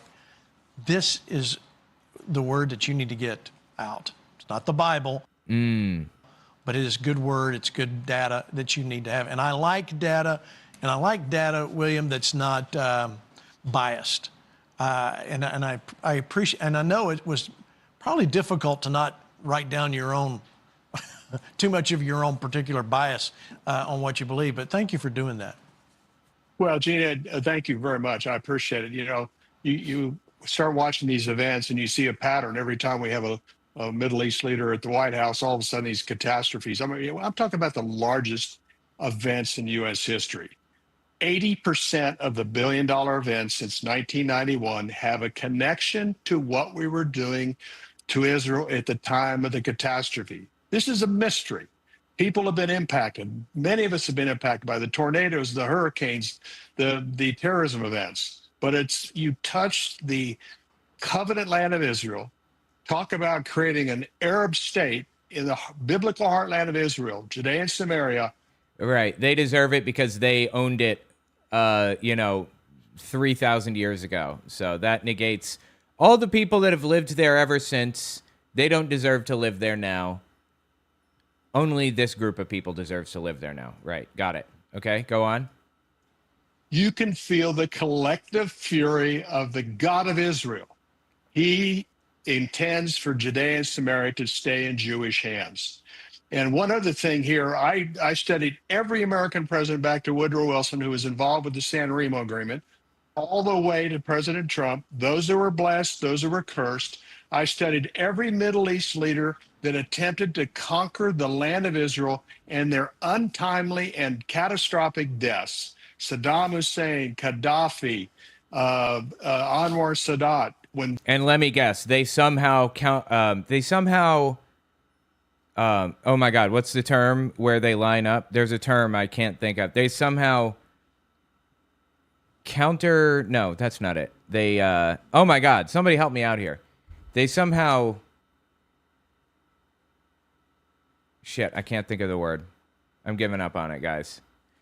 Somehow they line up precisely with some crazy thing that happened, of course. They were involved with the land of Israel. They had untimely deaths. And also I looked at... Coincide.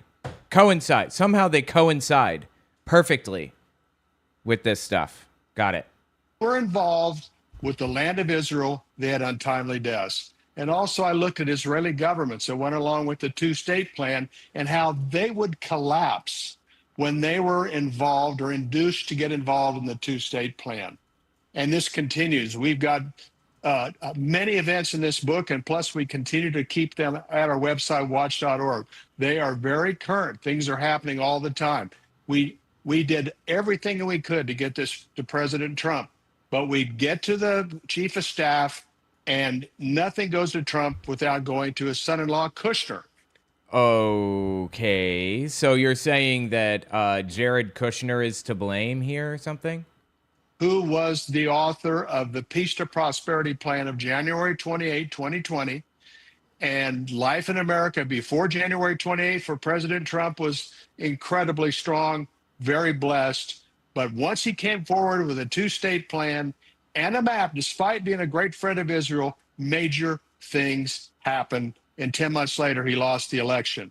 And one other thing, the Abraham Accord was also also promoted by Kushner as well. And So Kushner's a bad guy then in his mind. Interesting. You know that Jehovah's Witnesses sold their headquarters to Jared Kushner? Like when they sold it for like 1.3 billion or something in Brooklyn, New York, it sold to Jared Kushner. That's wild, right? we did a lot, myself and a couple friends. We did everything we could to warn President Trump, but we couldn't get through the roadblock because nothing got to President Trump unless it went to Kushner first. And he certainly wasn't going to give our book or our details into things that we provided to the president because he had his own agenda. And he's very involved in what's taking place right now with this new memo of understanding. All right, well, let me play this. This is the architect of Trump's Abraham Accords. He just torched Obama's run. Watch. I think the most important thing to remember here is that Okay, you know what the Abraham Accords were? If I remember correctly, this is like in Trump's first term. The Abraham Accords were simply an agreement that got Saudi Arabia and the UAE to operate out in the open, to trade openly with Israel. That's it. They were already trading behind closed doors, effectively. This made them trade openly. It was not peace in the Middle East by any stretch of the imagination. Not even close. Is that what they're talking about here? President's bold actions have ensured that the enriched uranium, which is about 1,400 kilograms of 20 and 60% uranium, are buried in 3 sites as a result of Operation Midnight Hammer and the actions of our Israeli partners and allies. As a result, the Iranians can't access it. But if they could, they wouldn't be able to enrich it because that also has been destroyed.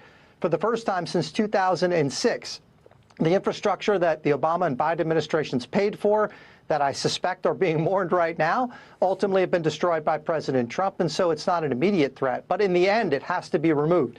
I don't know that downblending is the right answer. There is disagreement among the community. I think in the end, it has to be removed from the country, and it can't be in the possession of our adversaries. That looks like it's happening. And as you said, they get no rewards until they comply.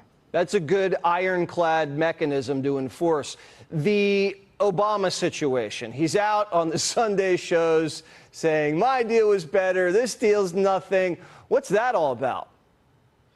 Well, it's an absurd comparison because President Trump has eliminated the threat that the Biden and Obama administration attempted to manage. No, he hasn't. In fact, Trump has made the world a more dangerous place, like not even close. Things were significantly safer under Biden. All they did was fuel the problem that President Trump has had to resolve. We literally paid for the programs, the ballistic missile, the drone, and the uranium enrichment programs that the Iranians developed as a result of the JCPOA. President Trump is... No, they didn't develop any of this shit. Do you know how hard it is to develop intercontinental ballistic missiles? Let alone developing them without people knowing? It's impossible. Nowadays, you cannot develop ICBMs without the world knowing. There is a network, a blanket across the entire world that monitors airspace. And not just NORAD, not just the US, but every country has some degree of airspace monitoring that watches for things like ICBMs and stuff like that. You can't get a fly through without it being detected by some country's airspace detection radar system or whatever. They haven't even been practicing with ICBMs, like Iran hasn't. So forget their missile program. Okay, yeah, they build offensive, hypersonic missiles that they've been using against the U.S. in this war, obviously. That's just regular old military action. They're not building ICBMs. They don't have that technology in Iran. There are only a few mines, a certain number of mines around the world in which you can get the materials for nuclear weapons, and those mines are watched like a hawk. You can't just get nuclear material without the world knowing anymore. Pakistan did it back in, I think, the 70s, and so did Israel, as a matter of fact. I think they did it in 1968 or something. They built a nuclear weapon in 68 or somewhere in there. Nowadays, you can't do that. We've been watching Iran like a hawk to be sure that they're not building stuff that they shouldn't be. And they've passed every single test. This is just a lie. They have their own uranium mines, and we have our own satellites. Enrichment programs that the Iranians developed as a result of the JCPOA, President Trump has finally proved that the best verification is done by explosives. And so we didn't have to independently assess or inspect any sites. We had to destroy them. That's now been done. The military now has created a situation which Iran is completely defenseless. The patient's been anesthetized. We can operate at will. It's a radically different situation. The patient has been anesthetized and we can operate at will, he says. Yeah, we took down Iran and we can do whatever we want to them now. Totally. Than the Biden-Obama administration. And so there's no comparison to the deal. We're in a remarkably stronger place thanks to the president's actions. No, we are significantly less safe because of the president's actions, actually. But okay. So you may be wondering, what did Obama, what does he really think about this deal? We played the clip last night. He actually believes he did a better job. Here it is. Former President Obama casting doubt on how it's different from his own deal. It is doubtful that any agreement that arises is going to be significantly different or a significant improvement from the deal that we had in the first place. Yeah, again, the only thing that was missing from Obama's deal that they really wanted to get was they wanted them to stop funding terrorism around the Middle East. They wanted them to stop funding Hamas and Hezbollah and the Houthis and so on and so forth. But, you know, this was like a precondition to the deal that prevented a deal of any sort from being made. But with time, eventually, they sat down at the negotiating table and they agreed to no nuclear weapons and they would lift sanctions. And it worked. And when Trump tore that deal up, it made war inevitable. War was a guarantee when that deal was destroyed. So, great job. And so the question now is Trump going to get Iran to stop funding the Houthis and the and Hamas and everything? No, Trump's not going to get that. Unless he gets that, it is at best the exact same deal. Had worked for a long stretch of time before the United States pulled out of it. Let's bring in Fox News contributor Mark Thiessen. Mark, I would say this to the former president's point. The difference is that the president dismantled their military in full. Yeah. Of course, you got some missiles still left, and it takes away the uranium that is there. So I would say that's the key difference, right? Well, first of all, it's the exact same deal except for 14,000 military strikes that buried their entire nuclear program under rubble so deep that the Iranians have told us that they actually can't get to it. If we want the nuclear dust, we're going to have to come in and get it. Destroyed 82% of their... Like, this is just not true. This is all a flat-out, bald-faced lie. But either way, we only set them back a little bit, at best. Like they can't rebuild? People underestimate Iran. They think that it's some kind of a backwards little country like Iraq or Afghanistan where there's barely a government. That's not the case. It has a third the population of the United States. It's gigantic. Hang on, let me see. I don't understand. I'm trying to authorize GitHub, but it's not. It's asking for an 8-digit code, but I only have 6 digits here.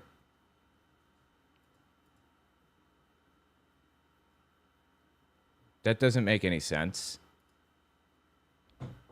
Okay. Defense industrial base, sunk their entire navy, grounded their entire air force, and also, by the way, the Ayatollah Khamenei, Qasem Soleimani, and like the top 2 tiers of their leadership are dead. But other than that, it's exactly like the Obama nuclear deal. Yeah, Pastor Hank, other than that, it's exactly the same. You know, I was just so enamored by, it was amazing the similarities, Gene. I'm just so, you know, here's the real deal. Obama, he knows he's lying like he always Oh, bummer is lying. Right, totally. did, even when he was president. And here's the bottom line. Anytime a United States president, and I'm going to say it, is stupid enough to give military equipment and money to your adversary, it is not a good deal. Yeah, but that didn't happen. What are you smoking? And by the way, that's exactly what Trump is doing. He's giving him billions of dollars, like $300 billion, isn't he? I'm not really sure. I'm not clear on exactly what's happening. So we need to see the deal before we fully criticize it.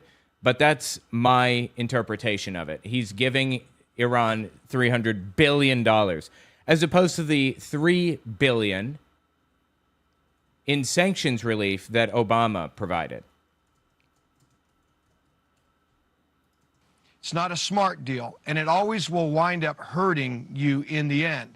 So for President Trump to come in and literally, like the gentleman said on that clip, to dismantle, I mean, their whole military, it would literally wipe out what existed of. Yeah, except that didn't happen. That's completely fabricated. If we wiped out their entire military, why was the Strait of Hormuz still closed? Some of their top leaders. That obviously is, you know, when we used to watch that old show Sesame Street, remember? Which one of these is not like the other? Okay. President Obama, it's not hard to figure out, and the American people can see right through it. All right, well, J.D. Vance hit the morning shows to talk about it. Here's what he had to say. The Iranians have just had their conventional military destroyed. No, they haven't. They simply have not. You can lie and say this all you want, but it doesn't make it true. Their country has totally changed. They have a totally different leadership than they had even 3 months ago. And so what is happening is that some elements in their society are trying to sell this deal as positively as possible to their domestic audience. Now, that's expected. It's frustrating to me, but that's expected.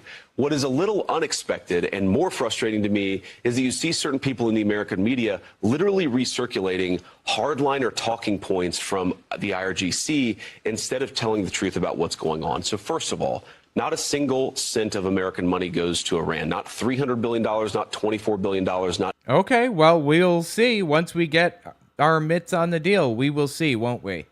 Any of the money, the dollar figures that I've seen floating around. Number two... I think Iran mines the strait and they're very hard to get rid of or something. To my understanding, the strait is very narrow and it has a lot of encampments and enclosures in it, places that you can fortify, basically like pillboxes, if you're talking World War II. Pillboxes that people can hole up in long term and just fire on anything that comes through. And they're very hard to see. They're very hard to access otherwise. There is no getting somebody out once they get in. There just isn't. And Iran knows the strait like the back of their hand. They've been working inside of the strait for a long time. So there's just like, there is no way to prevent Iran from holding the strait. There just isn't any way to do it. So anyway, that's the situation with the Strait of Hormuz. There is no getting them out unless they want to get out, pretty much. This is a firm commitment backed up by verifiable action to never develop or buy a nuclear weapon by the Iranians, which, remember, that was the whole point of this entire operation, is to ensure not just that Iran wouldn't have a nuclear weapon for the next couple of years, but that they would make that long-term commitment. Now, here's the important part, though, is there are benefits to Iran if they perform their end of the obligation, not money from the United States, but maybe Qatar or the UAE or Saudi Arabia, maybe they want to invest in Iran and build a power plant. The United States, our approach to that is going to be, yeah, you can do that so long as the Iranians are behaving properly. But if they don't... Behaving properly, right. Because we're the world police, you see, and we control how other people behave. I mean, you know what? They're not getting a nuclear weapon. They have a fatwa on it. What happens beyond that is other people's problem, not mine. Behave properly, they don't get any of the benefits of this bargain. And so you see the propagandists who are saying, here are all the things Iran gets. And the fine print, which actually the big print in the actual agreement is, they don't get any of that stuff unless they totally transform themselves as a country. Yeah, but you're giving them that stuff, right? You said they're giving them that. That's what you said. Are they getting it from us? And if they do, that's a huge win for everybody, for the region. If they don't, no skin off our backs. What do you think, Tony? I think that what Vice President just shared there is what causes so much consternation with us as believers. The name of the game for politics is compromise. The name of the game for the prophetic is no compromise. We don't compromise. We don't bargain with the left. We don't bargain with evil people. And I was writing as I was listening to him. I thought, okay, good. No money goes to Iran. No nuclear weapons. But then he said, but there is benefits. Maybe it comes through Qatar, and that's what. Again, there's those loopholes that I go back, not to be a broken record, but we have to pray for the right voices to. Yeah, because prayer actually solves every problem ever in human history. Somebody's dying of cancer, you pray for them, automatically healed, as we know. Be at the table, speaking to the president, speaking to Vice President Vance as well. And the video of Obama, I guess I haven't listened to Obama in a while. I was really taken aback by how arrogant he was. Are you kidding? In what way? What are you talking about? There was nothing about that, of his message that was, to me, that came off as caring about the situation or even America. What? He cares about his legacy. He cares about a museum that's opening. You know, his presidential museum's supposed to open. It's so far behind and so behind budget or over budget in Chicago. But all I saw is someone that's consumed with, he wanted to be the winner. He wanted to be able to say, I did this, I did that. I heard nothing that was pro-American. That was very arrogant and very disappointing from Oh, please, dude. These people always have some stupid thing to say about Obama. Gotta hit the bed? I'll pray for all of you. I appreciate that. That means a lot to me, actually. All right. Thank you for the raid. President Obama. Wow. Yeah. Yeah. What was that, dude? I'm sorry. One more time? American. That was. So he's saying Obama is arrogant. And then what did Gene Bailey do? That was very arrogant and very disappointing from President Obama. Wow. Yeah. Yeah, you're right. Tony. He wasn't even listening, was he? Sorry, I got. I don't know why they. No, Gene, I got right. a question. Yes. Oh, that was painful, dude. Oh my God, that was bad. You could have just said, "I'm sorry, I got a word from the producers," blah blah blah, or something like that. You didn't have to stumble and faceplant that hard. Jesus Christ. How long you been on TV, Gene? I got a question, Gene. You know, as I'm listening to these clips, my question, you know, and by the way, I saw a couple clips of J.D. Vance on The View with Whoop-de-Doo and those people, and he did a great job, man. Tremendous wisdom. But then to Tony's point, you got Obama out there with this haunted bummer house, legacy library, or whatever that thing is. Well, here's what my question is. Who is going to monitor this treaty? Because we still don't know in Iran who we're dealing with these that are making these treaty deals. So my question to the United States government, whether it be the Secretary of State and those that are going, who is going to monitor this and really hold these people to task and honoring? Because these people are sneaky. They've shown that throughout their history. Iran has. So that would be my question. I think that's also an issue of prayer, is that the right leadership comes and that they're not going to get by with any of their sneaky, behind-the-scenes stuff that they've been doing for years. I mean, that's valid questions. And let's go back to the Iran war. What we've learned is they had a lot more missiles, rockets than we ever thought they had. Iran? No, I think we all knew exactly how many they had. If Trump wasn't listening to the advisors, then that's his fault. Like the national intelligence community, they've known that the Strait of Hormuz was going to be shut down once this happened. That's been discussed since Obama's time negotiating with them. That was their big leverage. And they shut it down and destroyed the world oil markets. Good job. That's on you. I'm blaming you for that one. They've lasted a lot longer, and they're not out. They're still firing in, Hezbollah. So we don't know everything. Yeah, no shit. Are you kidding me? This guy is obviously very distracted, right? What is going on? Did his mom just die or something? Now, the good side of this is I believe that President Trump isn't telling us everything either. So there's a lot to this whole story. Going back to our friend Matthew Faraci at the beginning, we're going to have to trust the man in the room who's got the leadership. But like you said, Tony, we got to pray for those people he's listening to, even family or what. So we've got a lot of work to do here when it comes to this. Let me show you this Iranian oil to the Strait of Hormuz. Watch. First Iranian oil tanker crossing what had been a U.S. blockade line in the Strait of Hormuz today.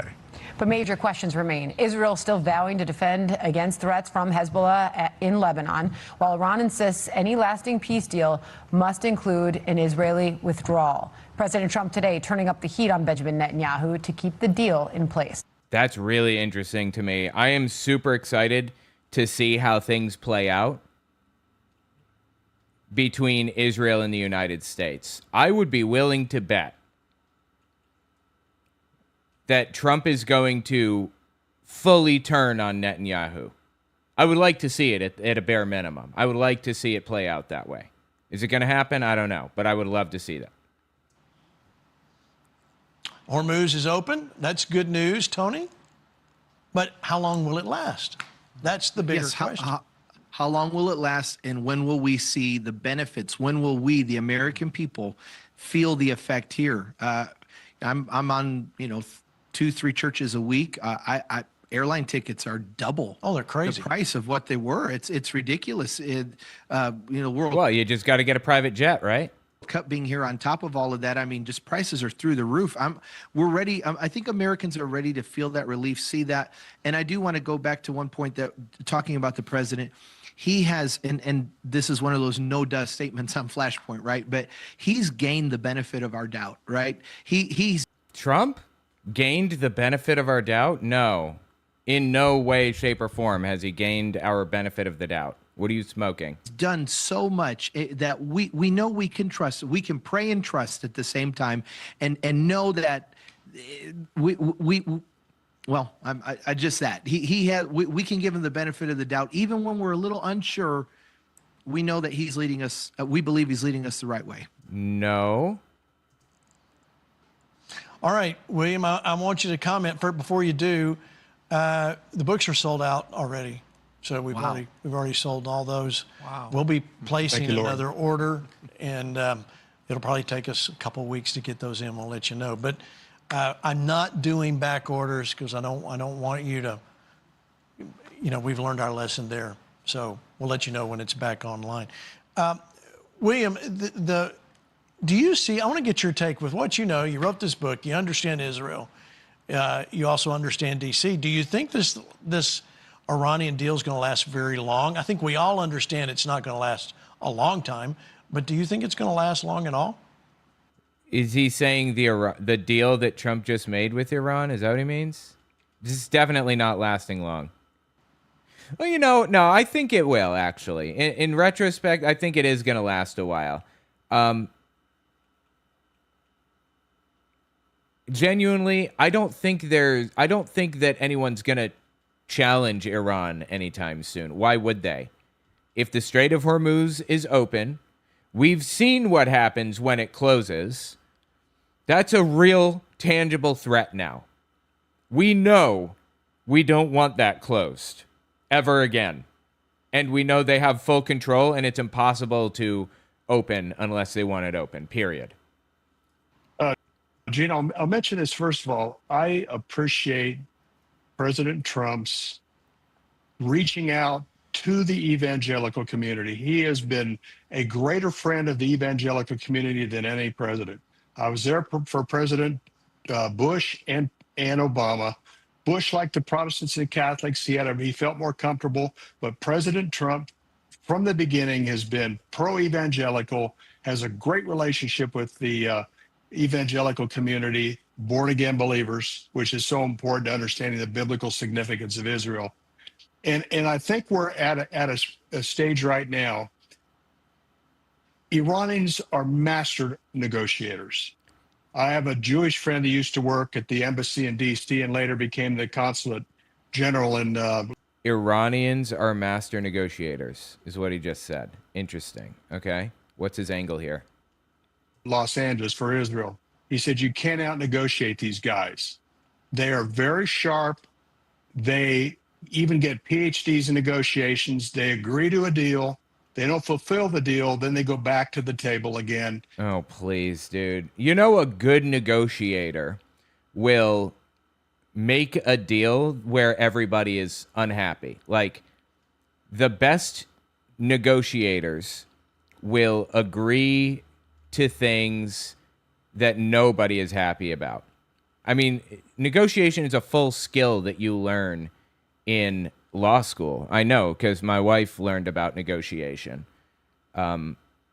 It's complicated. It's not easy.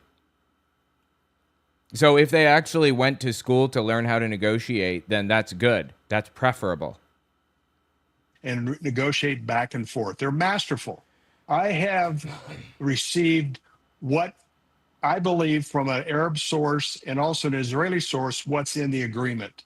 This agreement sounds like it's Kushner and Witkoff. Yeah. This dude really does not like Kushner, dude. Oh, my God. And possibly Vance. Matter of fact, even this afternoon, Gene, Vance is starting to say, well, I can't really tell you what's in the agreement fully now because the Pakistanis and the Qataris are still talking with Iran for the final parts of the agreement that's supposed to be signed Sunday. So we need to be praying for President Trump.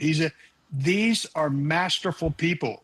Iran threatened the Sunni countries. They says, we'll take out your desalination plants, which is 75 to 95% of their drinking water. We'll send missiles into your refineries, which they did. And we will shut off the Strait of Hormuz and basically hold the entire international community to their obligation. I mean, slaves are burdened by that obligation, that stronghold. So the key ingredients, President, as these gentlemen have said, we have a midterm election right around the corner.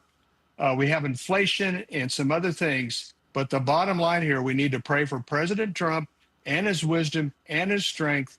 And also, please acknowledge Israel's very significant role in this. And the fact that, can you imagine having Hezbollah and Hamas in Maryland or Virginia firing? Oh, please, dude. Are you saying you think that Hezbollah and or Hamas are coming to the United States in retaliation for something? Are you kidding me with this, please?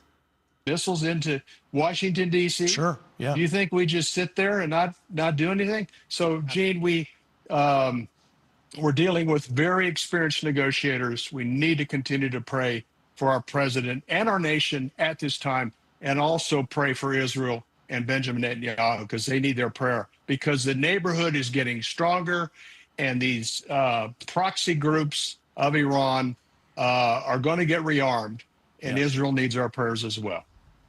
We're going to do that here again. We've already done it once. We're going to pray again in just a moment. Let's turn back here to the States, because this leads, Tony, the obvious segue here is to baseball. So let's talk baseball in the It is? The obvious segue is baseball? Is he joking? United States and not Chicago. So I know, Tony, you're disappointed. But this interesting story happening with Major League Baseball and the San Francisco Giants. I just wanted you to see what's going on here on Watch. J.T. Brubaker and Ryan Walker was seen with the biblical verse, Genesis 9:12-16, written on their rainbow pride caps, which says the rainbow is a symbol of a covenant between God and all living creatures. They defaced the pride rainbow with a Bible verse telling the LGBT community that they do not own the rainbow, that God owns the rainbow. Sid Ziegler, co-founder of Outsports, calls the Pride Night display disgraceful. If I were a Giants fan, I would never attend a game again. In a statement, the Giants organization telling ABC7 Eyewitness News, the San Francisco Giants are proud to support Pride Night and the LGBTQ+ community. We also respect that individuals may make personal choices about participating in team activations. We understand that the choices by individual players has caused pain and anger to many in the LGBTQ+ community, and we're sorry for that. Those choices do not change our organization's commitment to inclusion, belonging, and creating a welcoming environment for all. For Ziegler, the statement falls short. For the Giants to take no responsibility and essentially stand by their players is gross. It was disheartening. Okay, so I'm trying to understand. They're saying somebody like defaced the pride flag on the Giants team, and the Giants are defending the players, whoever it was. SF Pride Executive Director Suzanne Ford had this to say. I work for San Francisco Pride, and I think if I espouse beliefs that weren't inclusive, my board of directors would have a problem with that. And I think the same thing goes with these Giants players. They work for the San Francisco Giants. Landon Roop told the Mercury News he meant no hate at all. It's what he stands for. He meant no hate at all. I just don't believe gay people should exist is all. No hate. I just won't tolerate your existence. Really? Okay. I mean, this is the thinnest garbage excuse that I've heard in a while. These people are so incredibly transparent. As a believer in God. Major League Baseball is now. Like, you can just leave people alone and not bother them. I don't care if you don't like gay marriage. Don't like gay marriage. I'm not stopping you. I'm not forcing you to get gay married. You are trampling on other people's experiences and lives now, though. You are actively taking steps that are making things miserable for others for no reason. You don't have to do that. Now involved, issuing a warning to the players. In a statement to Outsports, a spokesperson says the writing in the cap violates our rules, and consistent with normal practice, we have warned the players about future violations. Pitcher Sam Hentges opted not to wear a pride cap at all, wearing a regular cap instead. That's fine. I don't care. You can wear whatever you want. That's you making decisions for your life, and that's perfectly fine. I thought maybe I'm missing it. It sounds like the complaint here is that somebody defaced something, right? Actively defaced something and then hid behind their religious freedom to pretend that it was okay that they destroyed somebody else's stuff, right? Maybe I'm wrong here. Maybe I'm misunderstanding. The LGBTQ community says more to come on this incident. All right, Tony, I want you, you're my resident baseball fan here tonight. Let me say this. If the MLB lets people just write whatever they want on caps, it'll get crazy, and so I think there's a point there that needs to be made. However, when you start making these cultural mandates that we're going to be, put the San Francisco logo in the rainbow colors as Gay Pride Month, that kind of goes out the window, because now you're forcing your beliefs corporately on the players' belief. So okay, look, let me step back a little bit to try to understand what the hell. One more time. Let me just try to pick it up because maybe I didn't get it all. Step back to like right here. Was seen with the biblical verse, Genesis 9:12-16, written on their rainbow pride caps, which says the rainbow is a symbol of a covenant between God and all living creatures. They defaced the pride rainbow with a Bible verse. I see. Okay, I misunderstood. So the hat had a pride rainbow on it. Got it. Verse telling the LGBT community that. Let me see how much of this is real because they have a tendency to just like make shit up. Let me just grab the transcript here real fast and see if I can search through it. Hang on.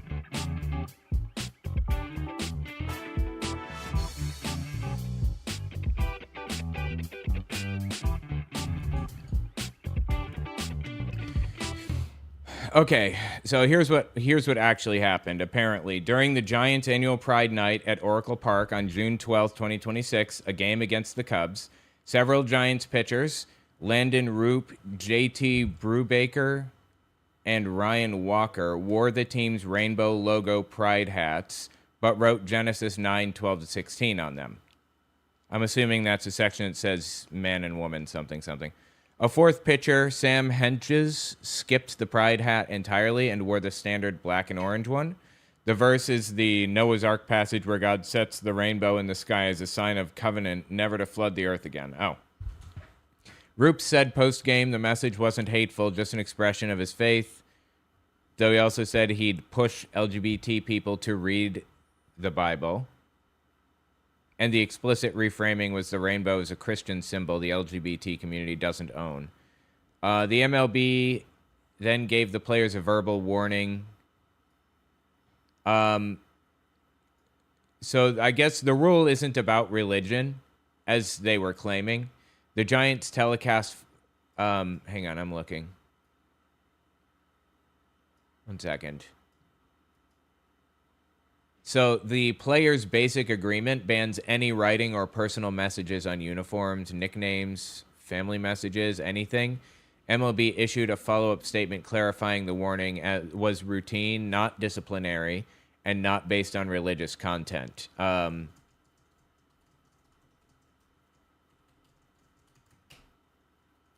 guy who wore a normal hat did not face any consequences at all. No hate, no nothing. Nobody cared. He didn't, they didn't have to wear the hats if they didn't want. They could wear a normal one and it was fine.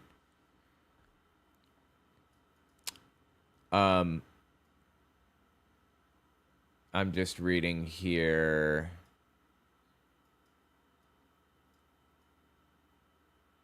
I'm sorry. Give me a second. Let me just read.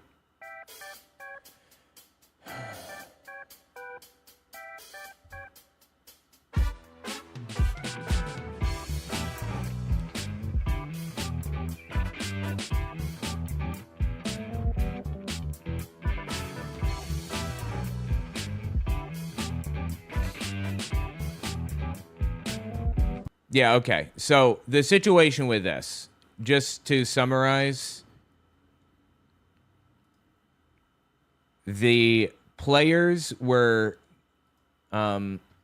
received special hats that they could wear if they chose. They're the Pride hats, San Francisco Pride hats. They did not have to wear the Pride hats if they chose not to. They could wear a normal hat, and one guy chose to wear the normal hat. And that's fine. Nobody cared. Nobody got on him. He didn't get disciplines. He just wore his normal hat. Nobody gave a shit.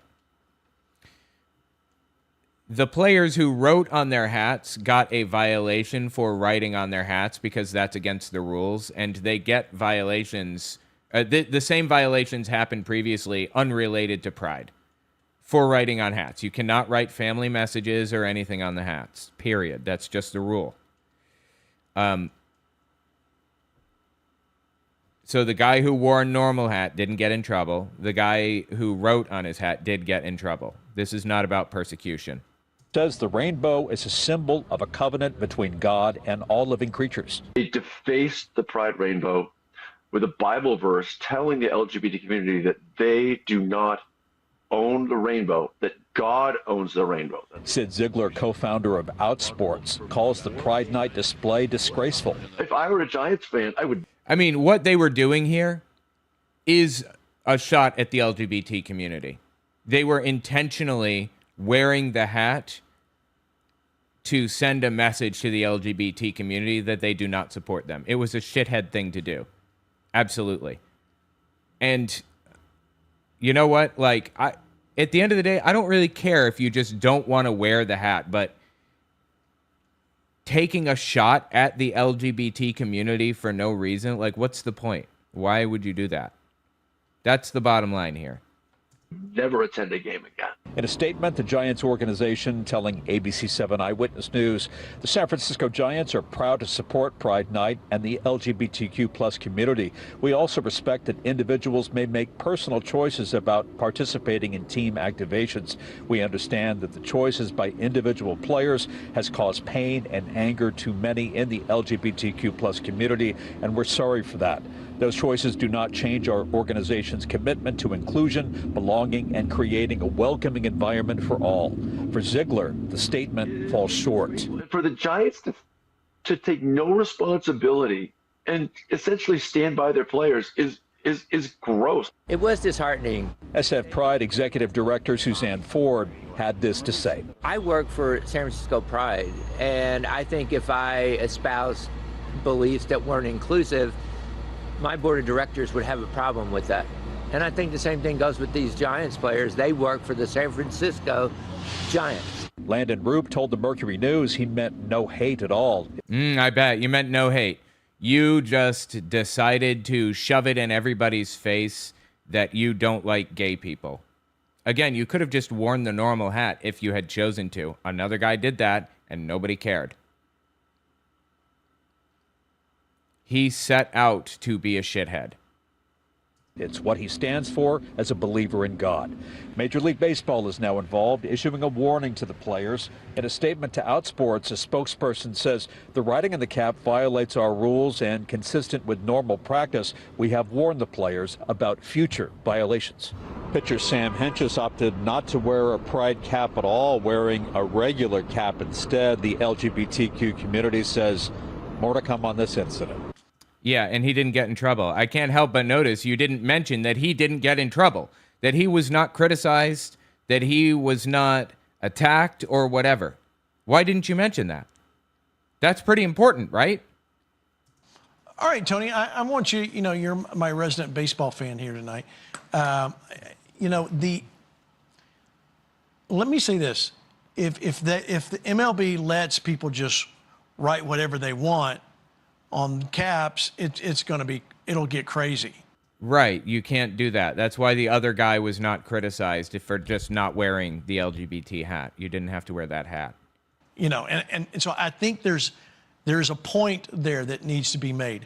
However, when you start making these cultural mandates that we're going to be, put the San Francisco logo in the rainbow colors as Gay Pride Month, that kind of goes out the window, because now you're forcing your beliefs corporately on the players' beliefs. So I think they did the right thing.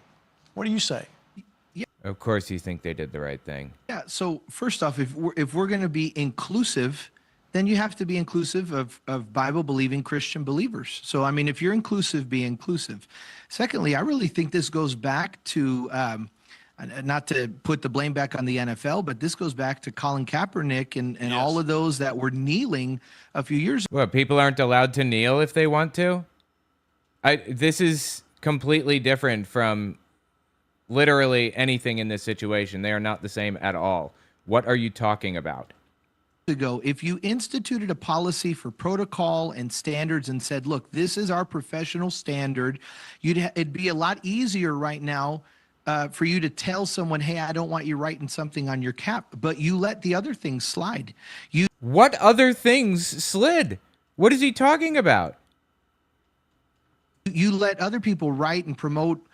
No, you don't. Leftist agendas on their cleats, on their sneakers, and do other things. And so it's okay. That's and that is probably his strongest criticism. But at the end of the day, it's inaccurate. Like, this is not the same. Again, the guy who wore a different hat did not get in trouble. This was entirely about the writing on the hat. You cannot put personal messages on the hats. You just can't do it, apparently. It's really hard, and of course it does feel like discrimination against Christians. And so, no, please, he's such a victim. Again, if you're going to be inclusive, then be inclusive. I want to give kudos to Rob Schneider, who he publicly said today he will pay the fine for every MLB player that gets fined during this. And I thought that was fantastic to see someone who's been an A-list star who's a believer, loves the Lord, and he's taken a stand and said, if someone gets fined, I'm going to take care of that fine for them. That is something. What do you think, Hank? Well, I want to give a shout out to my friend Blake Trinan, Los Angeles Dodgers famous pitcher, who didn't wear the hat. That's right. Got a lot of pushback, but he actually got a lot of pushback. Really, he didn't wear the hat. Got a lot of pushback. From who? What pushback? I don't believe you. I'm sorry. I just don't. I think you're completely full of it. Won the game, so I'm proud of Blake and those that are standing up. But I do want to, as we end the show, remind people of this, the God factor. I always say it. And there are good seeds. We often talk about the bad seeds that people do to Israel that gets consequences. But we also have to know God is the same God of seeds, that when we do good things, when we do godly things, when we align ourselves with the God of covenant and the covenant land of Israel, God does bless. We're in that season. Expect also God's act of mercy, his act, and I wrote it down, acts of mercy, acts of compassion. Why'd you write this down? Is this some kind of a ridiculous prophecy you're laying down for us here? Acts of liberation and acts of, I can't even read my writing, and acts, I know we're going to run out of time, acts of intervention. And I really believe that's where we're at. We're going to start seeing a shift and a change. Many surprises are coming, and we've got to start praying and focusing on the goodness of God also that will shift and change things, because we are and we have prayed. Awesome. Amen. Amen. All right, 30 seconds here, Bill, your last comments. We have received enormous blessing from being Israel's greatest friend. Amen. And oh, please, dude. They've received a blessing, Gene, and we've received a blessing. And Hank, that's right on. Genesis 12:3, God will bless those that bless Jewish people and their descendants, and they will curse those that come against Israel or their covenant chosen people.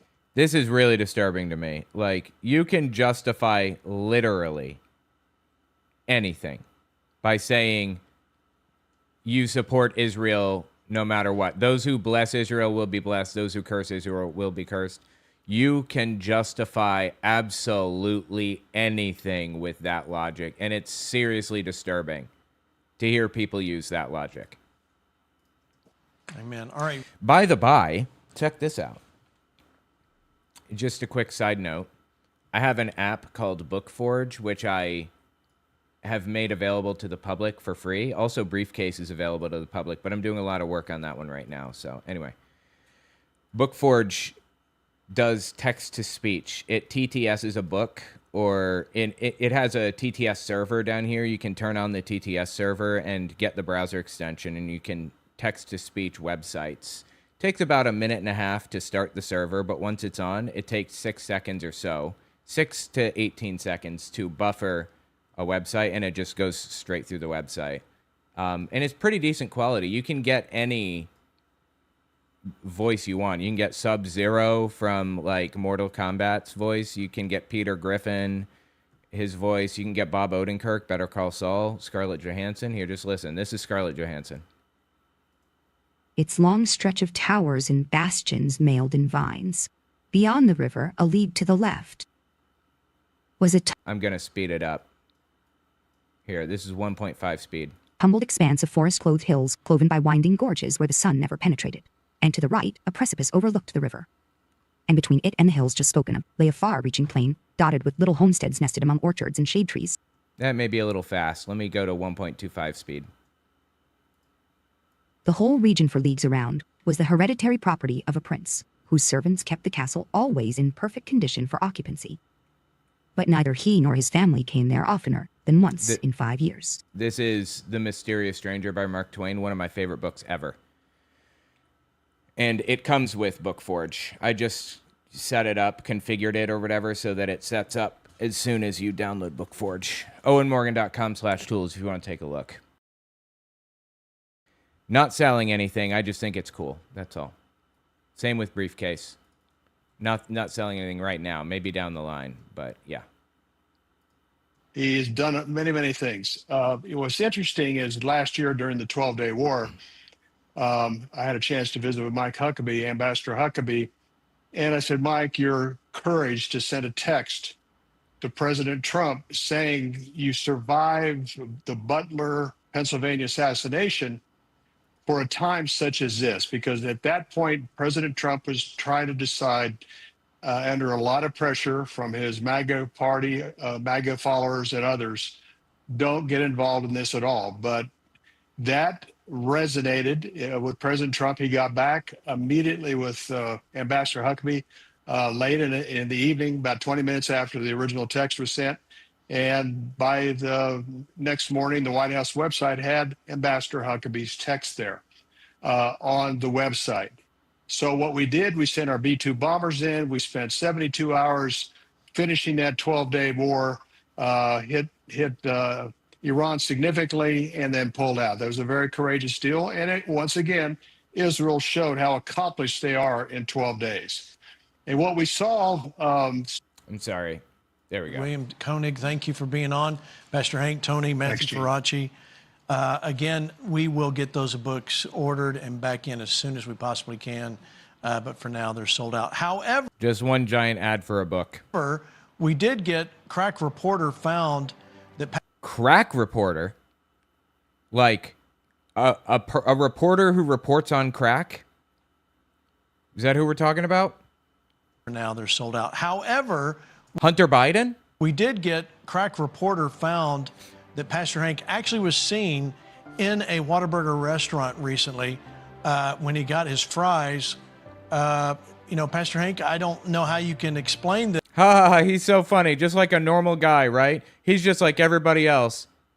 This going behind the counter, but... Hey. I'm going to take a military position. I will not confirm or deny that that is AI. That's what I'm going to say. That's true. I don't think so, Gene. I don't think so. I don't think so either. I don't think so. Thank you for watching. Thank you for being a part. Listen. Wait, was it AI or not? Anyway, that was wild, dude. What a wild episode. Tell me what you think in the comments. Jesus Christ, these people are bizarre. Okay. Oh, use Gilbert Gottfried's voice. I bet it's on there. There are like 150 different voices that you can grab. Let's see. It's all open source stuff. Like somebody else built the open source tools and I built a UI that works with them. It's really convenient. I use 11 Reader. Yes, 11 Reader is really good, but this is free and fully free. Like you can use it without any cost whatsoever. So that's convenient. 11 Reader costs a bit of money each month, I believe. Costs even more if you use it a lot. Well, I read so much it's ridiculous. And this makes things so much more convenient. Starting a war like Jesus would have won it, absolutely. You know, I've been looking for an opportunity to say abso-fruitly for a while, but I just don't talk about gay people or apples very often. So I haven't had a chance yet. One of these days. Let's see, Monday, what's this one? Who is on this? nation. Feel what it is, very difficult to comment on it. She summed it up. Their head Yasser Arafat saying one thing in English and say They look so fake and plastic, these people do. Like on this TV show, it's bizarre. I don't get it. All right, let me grab these. All right, let me grab this one, I mean. And you know what? I want to build in a feature on briefcase so I don't forget. I'm going to write it down. You find... I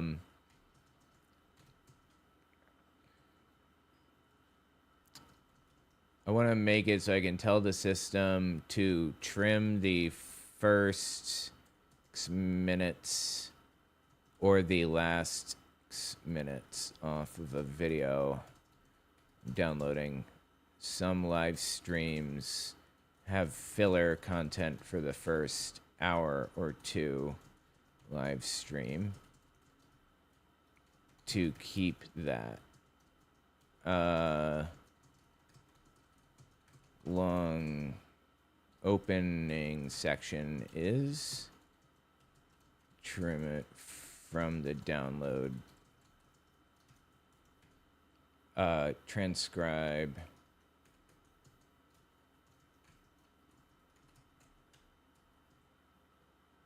Before I forget, just wanted to write that down. Okay. Let's give this one a watch and see what's happening. Actually, before we do, let me just check to see if anything else crazy is happening at the moment while I download this. I think I already started the download. Yeah, I did. Okay. Good. Let's check Discord, because that's where I save crazy stuff. Oh no, was this removed by moderators? Oh my god, it was. That's super disappointing. Flagged by multiple users. Oh, that's right. Yes. Yes, I forgot. I want to grab this and talk about it. Glad I saw that. Transcribe, process all. Okay, and then Laura Loomer.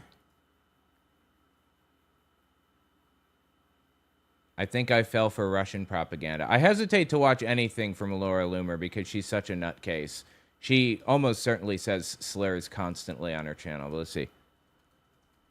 Like, Nick Fuentes says slurs all the time. Jewish Laura Loomer names the Jew. What? What does that even mean? Let's see. Videos. What is this? Let me see if I can find...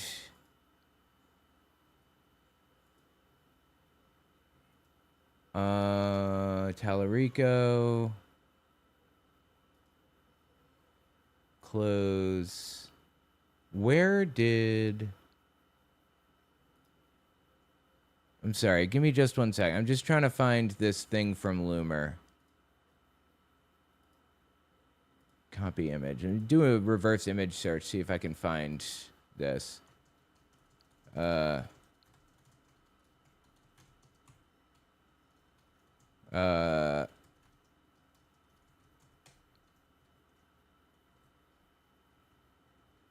See, a first-hand report from inside wartime Ukraine. It's interesting that she's like turning on Russia seemingly here.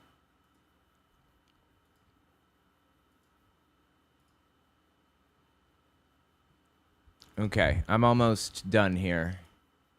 Just gonna fix the aspect ratio on this file. And then we can talk about it. Regarding Loomer. What's this?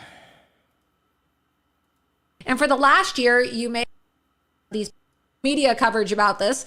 White Coat Waste and I seem to be the only people actually reporting on this because there She looks so plastic, it's wild. is literally a This is from the Wednesday, June 17th episode, apparently. The Russian thing.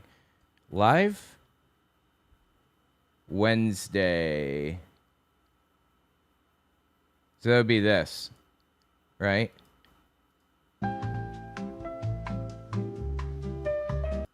email. Political system. Yeah, this is the one, I think. All right, interesting.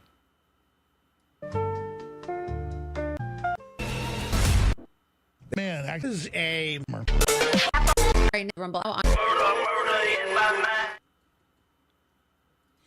Good evening and welcome to tonight's episode of Loomer Unleashed. I'm your host, Laura Loomer. We are live right now on Rumble and X, so please be sure that you follow me on Rumble, rumble.com/Laura Loomer, rumble.com/Laura Loomer. Hit the green follow button. Make sure you... Why does she have an alligator head behind her? Or a crocodile? Maybe that's a crocodile, I think. Download the Rumble app on your phone, enable notifications so that you never miss an episode when I'm live.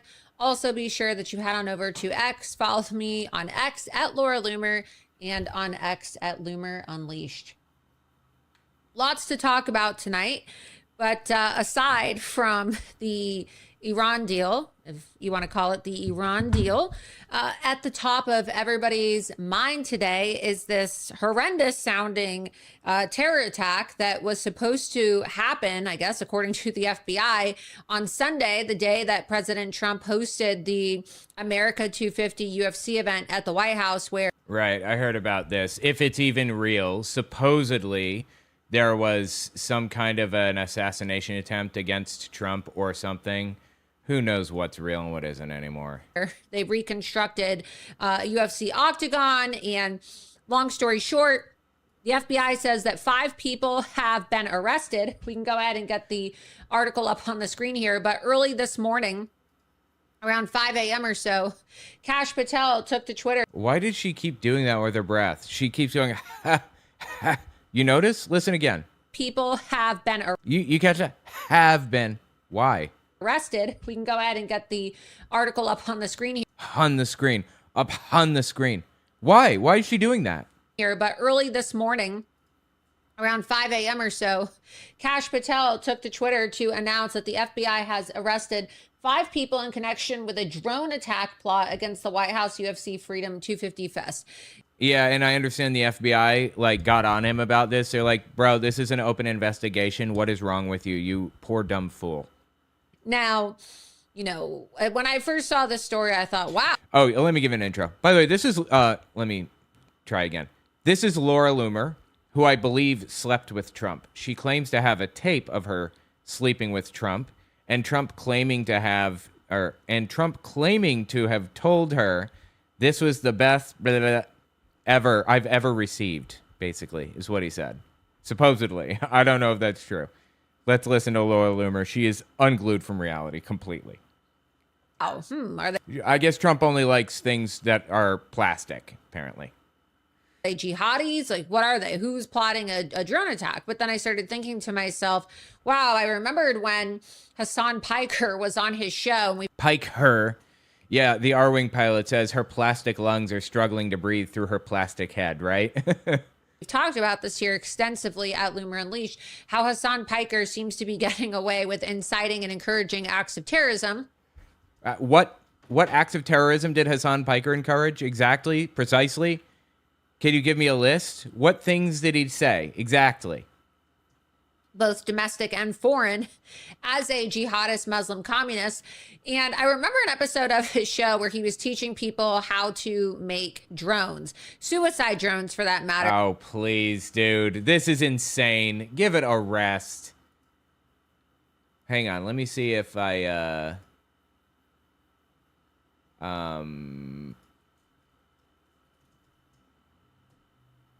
yeah, I'm just grabbing this, making sure. Looks like this is still processing, still downloading. Wow, that takes a really long time to download from Rumble. Interesting. Okay, let's continue. I'm going to look this up in a minute. Once I get the transcript, I'm going to be able to copy and search for parts of it. Oh, it's done downloading now. It's transcribing. Cool.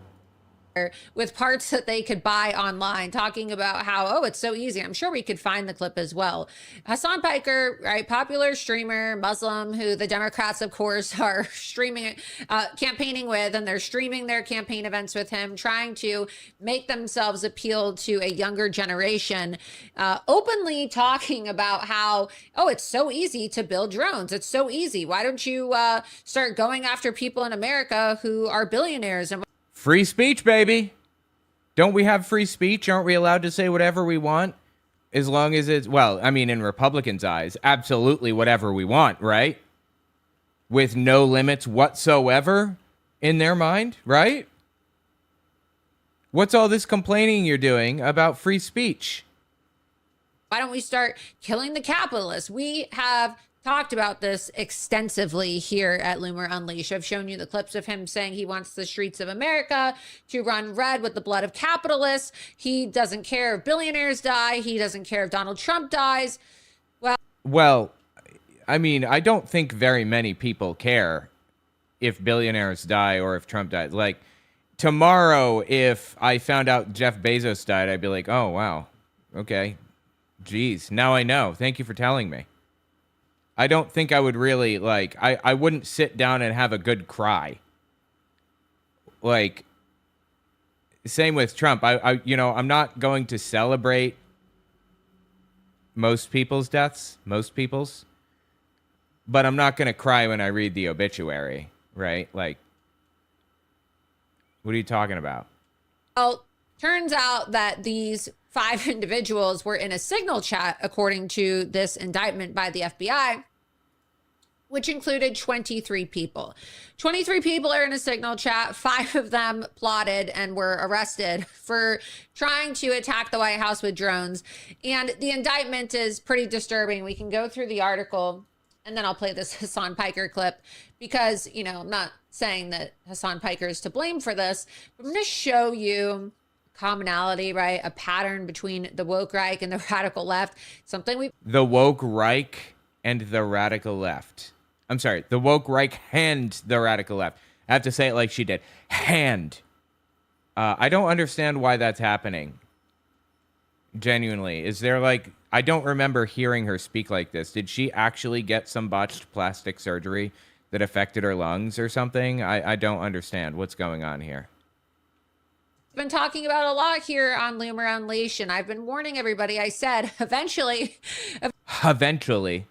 you're going to have members of the woke right, so-called conservatives join forces with the radical left because they're going to find common ground on issues of classism and hatred for Jewish people and Israel. And well, that is exactly what Wow, is she pro-Israel? I didn't know she was pro-Israel for some reason. Has happened. You can go down and continue reading this article. The FBI thwarted an explosive drone attack on Sunday's UFC Freedom 250 event on the White House South Lawn and have already taken 5 people into custody. I don't trust the New York Post at all. Not even a little bit. I'm sorry. I just don't. The multi-phase terror attack allegedly involving explosive-laden drone aircraft to strike buildings in the vicinity of the event, sparking mass panic and driving the fleeing crowd towards a sniper team poised to pick victims off, the officials said. A second wave of attackers had allegedly planned to storm... Attack hers, she said. ...the White House gate, the officials added. And scroll up a little bit.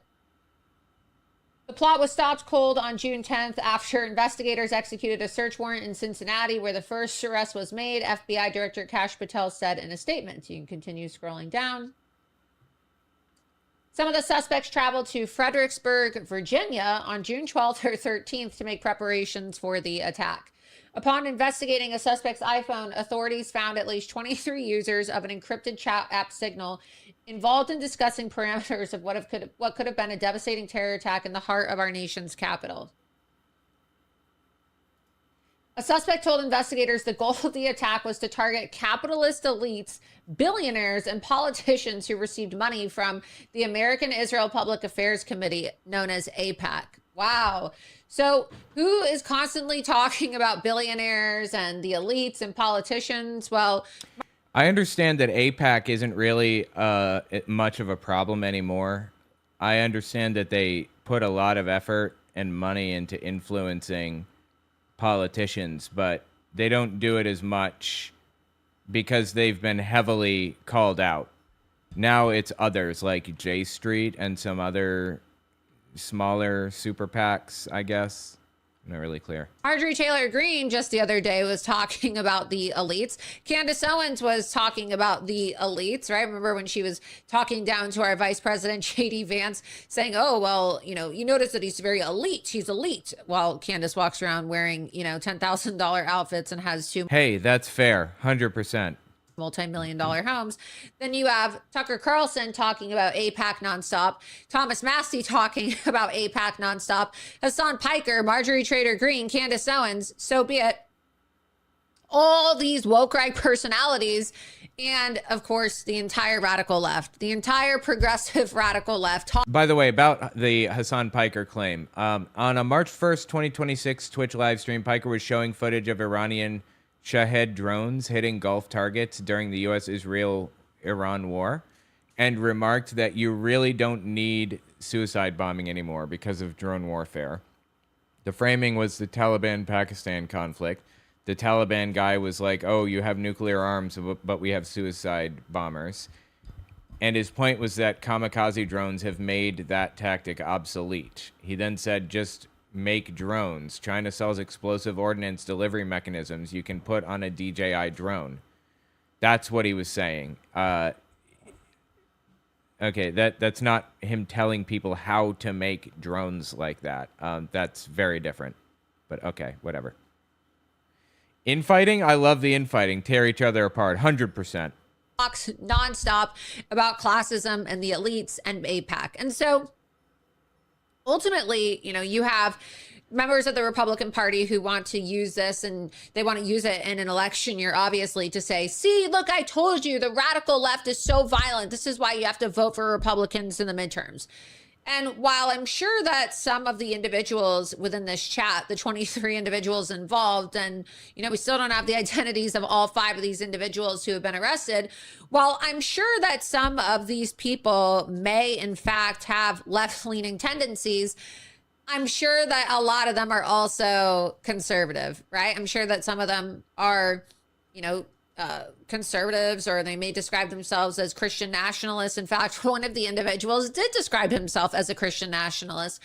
And the reason I bring this up is because this hatred of Israel and this hatred of Jewish people and this kind of irrational, like, paranoia about AIPAC, even though there's a ton of countries that give money to, you know, well, they try to influence our elections, and AIPAC, these are American citizens, right? So people falsely state that this is Israeli money. These are American Jews, American citizens. They're not all Jews, but a lot of them happen to be Jews who support Israel. But you actually have instances of politicians receiving foreign money and not disclosing this. I mean, they should face consequences for this. You have a lot of lobbies. You have the Qatari lobby. You have the Turkish lobby. You have the Emirati lobby. You have the Chinese lobby. You have all types of foreign lobbies in this country who... Foreign hobbies. Is that what you just said? Foreign hobbies. Are, you know, injecting a lot of money into our universities. And not to be confused with injecting a lot of Botox into our faces. Very different processes, completely unrelated. Just wanted to clarify that. The Chinese lobby. You have all types of foreign lobbies in this country who are, you know, injecting a lot of money into our universities and into the political system, trying to influence our elections and also buy off our politicians. But the only one that people seem to want to talk about these days, because the GOP has done absolutely nothing to push back on the woke right and the cancer of anti-Semitism that is spreading like a wildfire throughout the GOP. Because she is Jewish, but she's Christian Jewish, I believe. Because some of the people running for president in 2028 have decided, unfortunately, that they would like to get the Groyper vote, the Nazi vote, the white nationalist vote, whatever it may be. They've decided that they want to pander to Muslims, and they want to pander to the worst of the worst that the so-called GOP has to offer, even though these people are truly just national socialists, leftists. Ultimately, they are now openly telling their viewers that they should be voting Democrat. So I don't know what kind of conservative that's sounds like. Doesn't sound like a conservative to me. But, you know, of course, this administration, which I support, right, they have not released the identities of all the individuals. And I think it's really interesting because, well, right, the Biden administration released all the identities of the J6ers and they didn't care about privacy and they ruined everybody's life. Even people, grandmothers, soccer moms, people who didn't even. Well, you know, if they showed up to assist Trump in reversing the results of a free and fair election, then they deserve to sit in prison until the day that they die. Unfortunately, they didn't sit in prison till the day they died. They got out because Trump pardons them. Unforgivable. But okay, whatever. Commit acts of violence. And then meanwhile, our own FBI is keeping the names of some of these individuals a secret, or they're not disclosing who all of these individuals are. And I say, why not just tell everybody who these people are so that we can start looking into their social media? I guess one of them is an illegal alien. So one of these people is an illegal alien. Okay. Knows what their ideology is, probably a leftist. But I saw a photo of one guy and his family said that they turned him in. They actually reported him because, you know, he was a conservative and he seemed to have very extreme religious views, and he was obsessed with Jeffrey Epstein and he was obsessed with AIPAC and started pushing these, you know, these views and these lies that Donald Trump is controlled by Israel and that he's controlled by the Jews. And this is really disturbing to me. Like, Laura Loomer is setting out to try to destroy people's lives by doxing them. That's what she does. That's her whole bit. By the way, if you don't know who Laura Loomer is, let me show you my introduction to her. It was when she got banned on the twit. Let me find it. Hold on. Where is it? Wait. What? Where is it? Here.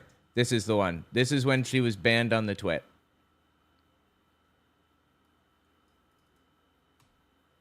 And called me crazy, but what are they doing? I want to know what people are actually going to do. My life is ruined. Does anybody understand how ruined my life is? I'm sick of it. I don't want to listen to people tell me that I'm a conspiracy theorist. They don't know what it's like to be me. My life is ruined, Alex. She's talking to Alex Jones, and she's very upset that she was banned from Twitter. She was so upset that she was banned from the twit that she handcuffed herself to the Twitter headquarters in New York City and had to have a cop cut her handcuffs off for her so she could use the bathroom. Seriously. Instant regret, I guess. She didn't realize you have to wear a diaper when you go to New York City. That's pretty much mandatory. Seriously, I'm not joking. If you want to go to Times Square during 3432.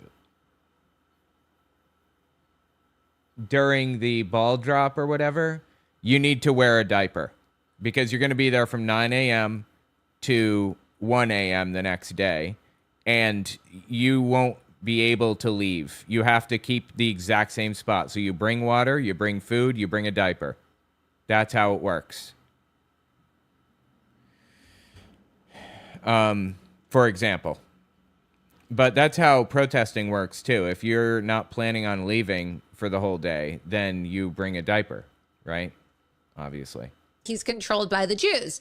And so when I hear that, I'm like, wow, that doesn't really sound like a leftist talking point to me. That sounds like your typical guest or your typical conversation on Megyn Kelly's show or Nick Fuentes' show or Tucker Carlson's show, or for that matter, even Candace Owens' show these days. And we need... Because Candace Owens is a leftist? Is that right?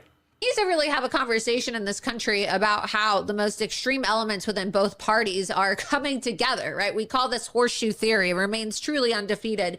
And this is a wake-up call. They said that they wanted, if you scroll up in this article, it clearly says that round 2 was to make everybody scatter, right? Scroll up a little bit. Make every huddy scatter. What does that mean? Every huddy? What is an every huddy? Round 2 was to make everybody scatter, right? Scroll up a little bit. They wanted to make everybody scatter in a multi-phase attack, and they were going to strike the building, and then have a sniper pick certain politicians off. And so I don't know that any of this is true. I'm extremely skeptical. I'm extremely skeptical about all of it. This is, this is from the New York Post. The New York Post is completely untrustworthy. So, yeah. So, according to this FBI indictment, they actually had photos of the AIPAC tracker in their devices. And so when they were deciding which of the politicians they wanted to kill or they wanted to shoot from a sniper's nest, they were identifying them based off of the AIPAC tracker, the Track AIPAC account that's on X, which, many members of the woke right. I've seen Marjorie Trader Green repost this account. I think it's Marjorie Trader Brown, actually, because brown grass is dying. You see? Get it right next time, Laura. Before. I've seen Ro Khanna repost it. I've seen Thomas Massey repost it. I have seen people who are diehard Tucker Carlson supporters repost these graphics that is made by this AIPAC tracker account, and you can find it online. If you just type it in on X and you type in Track AIPAC or AIPAC tracker, you'll see these images, and they make it like a bounty, right? They're clearly making these out to be. They missed the opportunity to name it a track. Like some kind of a tracker. You see here, this is the official X account for AIPAC tracker, which the FBI said they found some of these AIPAC tracker flyers and mugshot photos that they used to target the politicians on the devices of some of these individuals who were plotting to commit a drone terrorist attack. Oh my God, dude. So she's claiming the AIPAC tracker Twitter account built drones at Hassan Piker's request and launched them at Donald Trump. Really? That is wild, dude. That is a wild claim. And a sniper terrorist attack at the White House. So it says, tracking AIPAC and the Israel lobby's anti-democratic influence on the United States. Donate to our PAC, Citizens Against AIPAC Corruption. So what's really interesting is they say it's the Israel lobby, when in reality, these are American citizens. And I have no problem with people holding people accountable and documenting financing and, trying to identify where people's funding is coming from. But what we've seen is there's a very provocative and violent way in which the AIPAC tracker is operated. And you can scroll down and you can see the images yourself, right? They promote Islamic jihadist candidates like Abdul al-Sayed, who wouldn't issue a statement about the death of the Ayatollah because, in his words, a lot of his constituents were feeling very sad about it. They demonize people who have taken money from Jewish individuals or donors. They try to create this image and this lie that if you support AIPAC, and it's funny because I didn't even want to have to be in this position to have to defend AIPAC, but here I am. And it shows that I actually have integrity because AIPAC campaigned against me in both of my congressional races. They campaigned against me in District 21 when I ran against. Oh my God, I remember when she ran. That was so entertaining. Oh, she cried when she lost. It was so good. I have to show you. Right here. This is it. We are losing our country because of big tech election interference. And I am pleading with the Republican Party to please start taking this issue seriously. Please. Because Oh, I love those tears. Those are so good. I enjoy the holy heck out of those. Genuinely.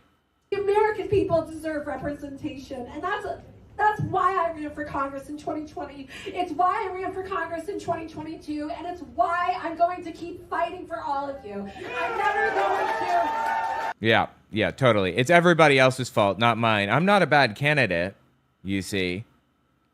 I'm really a good candidate. It's just everybody is out to get me is all. Absolutely. Anyway, that was top tier. I loved those tiers. OMG.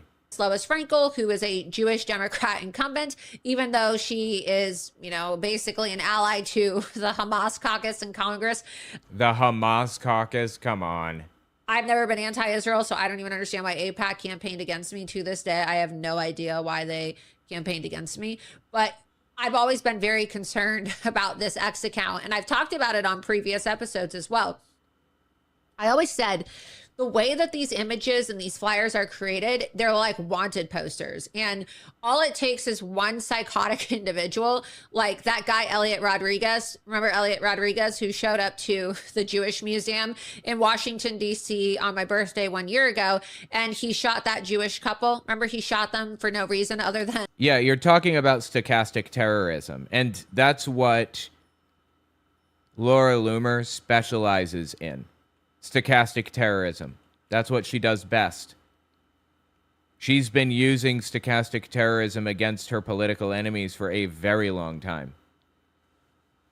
And the fact that they were pro-Israel and they were attending a pro-Israel event, randomly didn't know who these people were, walked up to them and then shot the girl. And then as she's crawling away, trying to, you know, fight for her life, shoots her again in the back. I mean, these are crazy people who are clearly trying to incite violence. And all it takes is one lunatic to see these flyers, and they see the way that they're created in a way with like dark red imagery to, you know, there's been psychological studies that have been done on colors.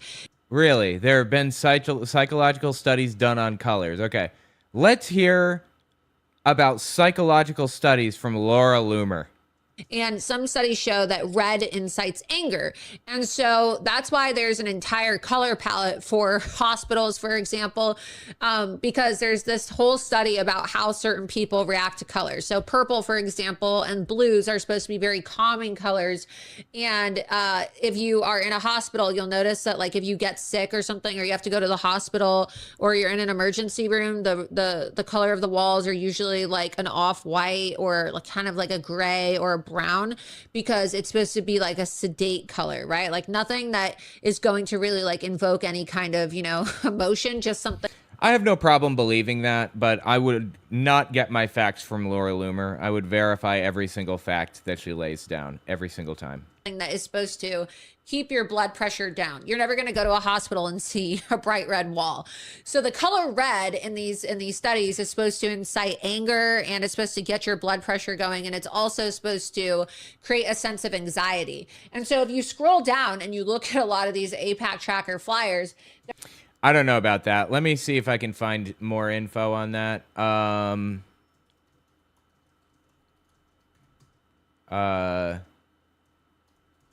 Sense of, you know, let me use the bathroom real fast. We'll be back in like 30 seconds. Okay, I'm gonna put a marker in and let it play. I'll be right back. they're all red, right? Like they yeah, she says as she wears red. They show them in a way where it's red in the back. It kind of looks like splattered blood, and it's like a microscope, like looking over the person, almost like they deserve to be poked and pried and investigated. And you see that they just post all these flyers. They make a lot of these flyers for different candidates, right? And they put it in a black and white photo so that they can try to make them have this like evil, sinister aura. And it's done on purpose to villainize people who take money from AIPAC.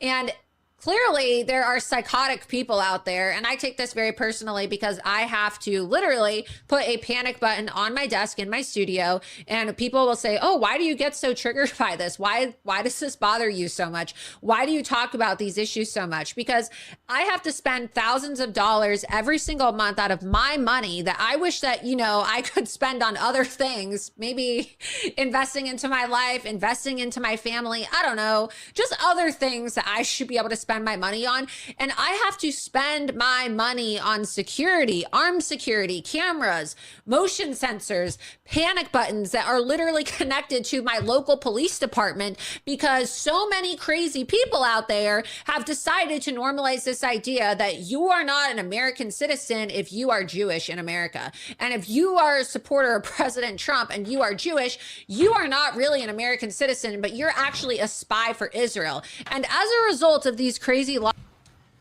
She didn't say a slur while I was gone, did she? Because she has a habit of doing that from time to time. I hope not. She's not as bad about it as Nick Fuentes. So there's that. Okay, let's step back. Where was I? Markers. 4009. Awesome. All right. They're all red, right? Like they... Regarding this claim about color, Small kernel of real effect buried under a lot of pop psychology. Red raises heart rate and blood pressure, has some genuine support, but it's smaller and narrower than most people think. Color science researcher reviewing the literature found a small effect of colored light on heart rate and blood pressure. Red light does seem to raise heart rate and blue to lower it, an effect that's small but corroborated by later work.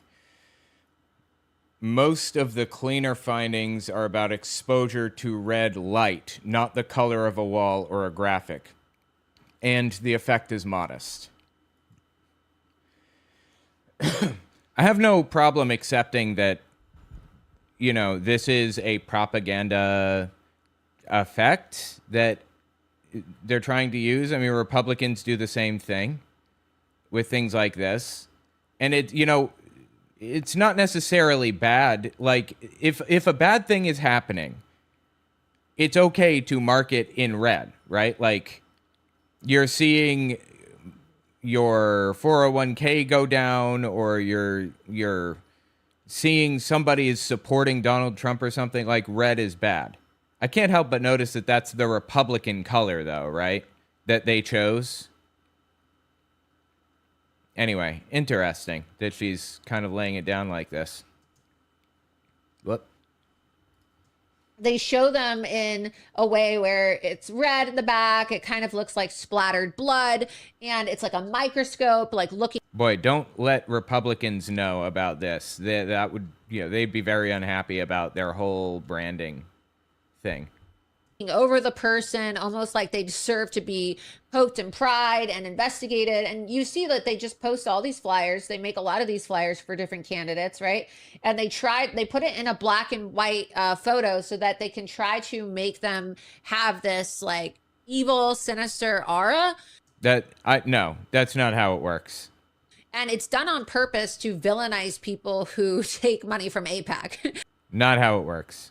And clearly, there are psychotic people out there, and I take this very personally because you're one of those psychotic people, right? I have to literally put a panic button on my desk in my studio, and people will say, "Oh, why do you get so triggered by this? Why does this bother you so much? Why do you talk about these issues so much?" Because I have to spend thousands of dollars every single month out of my money that I wish that, you know, I could spend on other things, maybe investing into my life, investing into my family. I don't know, just other things that I should be able to spend my money on. And I have to spend my money on security, armed security, cameras. Well, I mean, I'm not endorsing this. I'm not saying this is a good thing. It's not.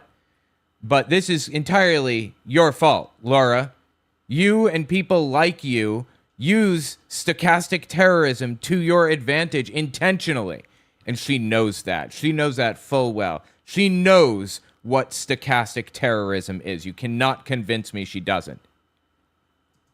Motion sensors, panic buttons that are literally connected to my local police department because so many crazy people out there have decided to normalize this idea that you are not an American citizen if you are Jewish in America. And well, I mean, isn't she doing that exact thing the other way? Like, you're not an American citizen if you're you know, if you're Mexican or whatever. She's doing that exact thing to other people.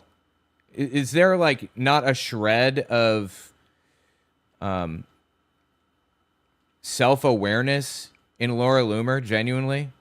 if you are a supporter of President Trump and you are Jewish, you are not really an American citizen, but you're actually a spy for Israel. And as a result of these crazy lies and propaganda that is spread by people who retweet this insane account that really should be banned for incitement to violence, Twitter should literally ban this account and ban people who repost this AIPAC tracker account, not because they're talking about AIPAC, but because it is inciting violence. I can testify to this because I've been victimized by this. The police officers who interrogated the individual who tried to murder me in the state of Florida You can get this article pulled up.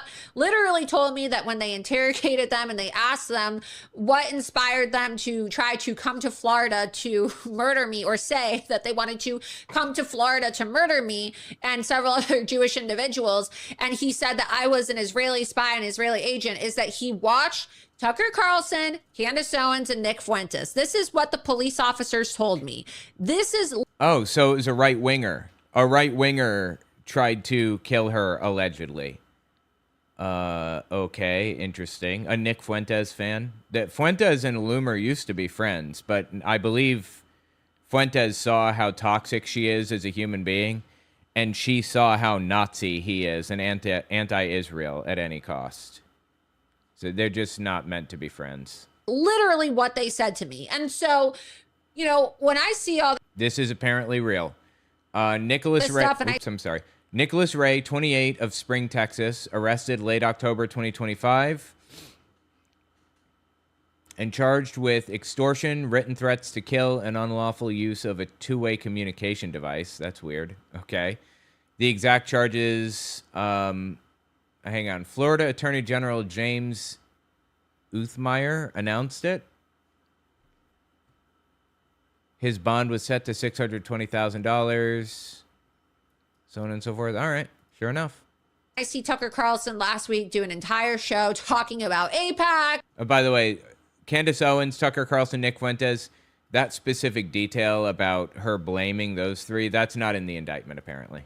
And then people make up lies about me and they Photoshop graphics. There's been people that actually Photoshop my face on these AIPAC tracker graphics. I've never taken money from AIPAC. They literally campaigned against me in both of my campaigns. I bet. Totally. Yeah. I was banned from attending an AIPAC event. When I was a member of Congress, I showed up to an AIPAC event and I thought, I was told, you should go if you're a candidate. Like, wait, was she a member of Congress? I thought she ran and lost. It's, good for networking. You can meet people. You can meet people at these events. So there was CPAC and there was AIPAC. I think this was like 2019 or 2020 when I was running for Congress. I registered for the event, and when I got to the door, I was on a blacklist. They wouldn't even allow me into the AIPAC event. I've never said anything anti-Israel in my life. And so, you can see here, Florida charges.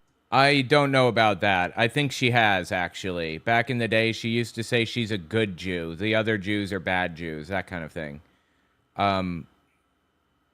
Apparently, she's pro-Israel now.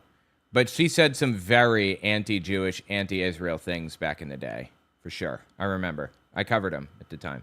Texas man over threats to Jewish conservative media figures, and the suspect was charged with extortion, written threats to kill, and unlawful uses of a two-way communication device. And so I have to constantly live in fear. I mean, really, I hate to say this, but I have to be open about this because, people want to mock me and they want to say that I'm overreacting, and they say, why do you take this issue so seriously? Because when you have to have a panic button in your house and in your bathroom and in your shower and in your bedroom and next to your bed and in your closet and every single room of the house, and every single police officer's name pretty much in your area by name because you get so many people trying to come to your house threatening to kill you because they have been convinced by conspiracy theorists online that you are some kind of Israeli spy or Israeli agent, then maybe you'll understand why I hate this shit and why I get so triggered when people do this, because it's literally going to get people killed. I mean, she is a stochastic terrorist. She does the stochastic terrorist thing all the time. So I don't want to hear it. Already gotten people killed. The Party of Socialism and Liberation, their guy, Elliot Rodriguez, walking up to these people.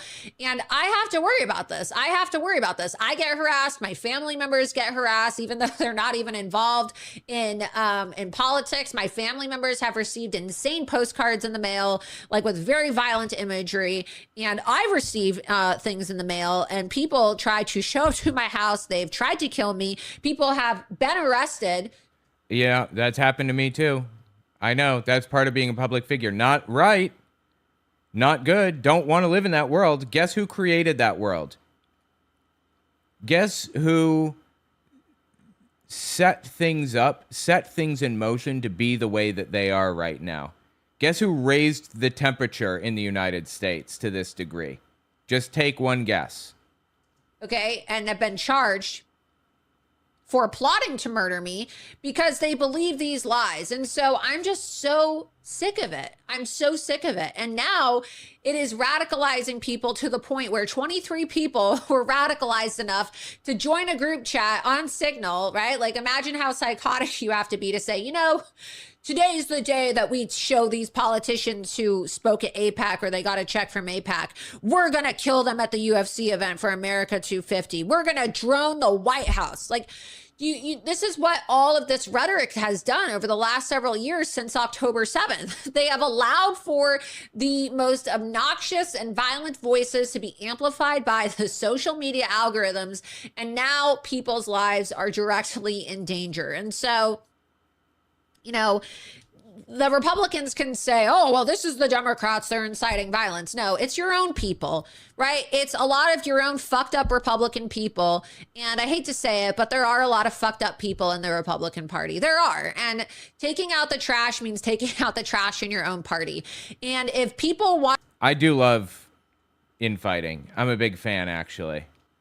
To run for president in 2028, or people who are running for office in the GOP don't have the courage to actually call out the Nazi problem and the Jew hate problem happening in our country, because the people that have tried to come to my house to murder me, they're not Democrats. These are conservatives. These are conservative people. I like to call them woke Reich. This guy who tried to plot to murder me, who got arrested and extradited from Texas to Florida.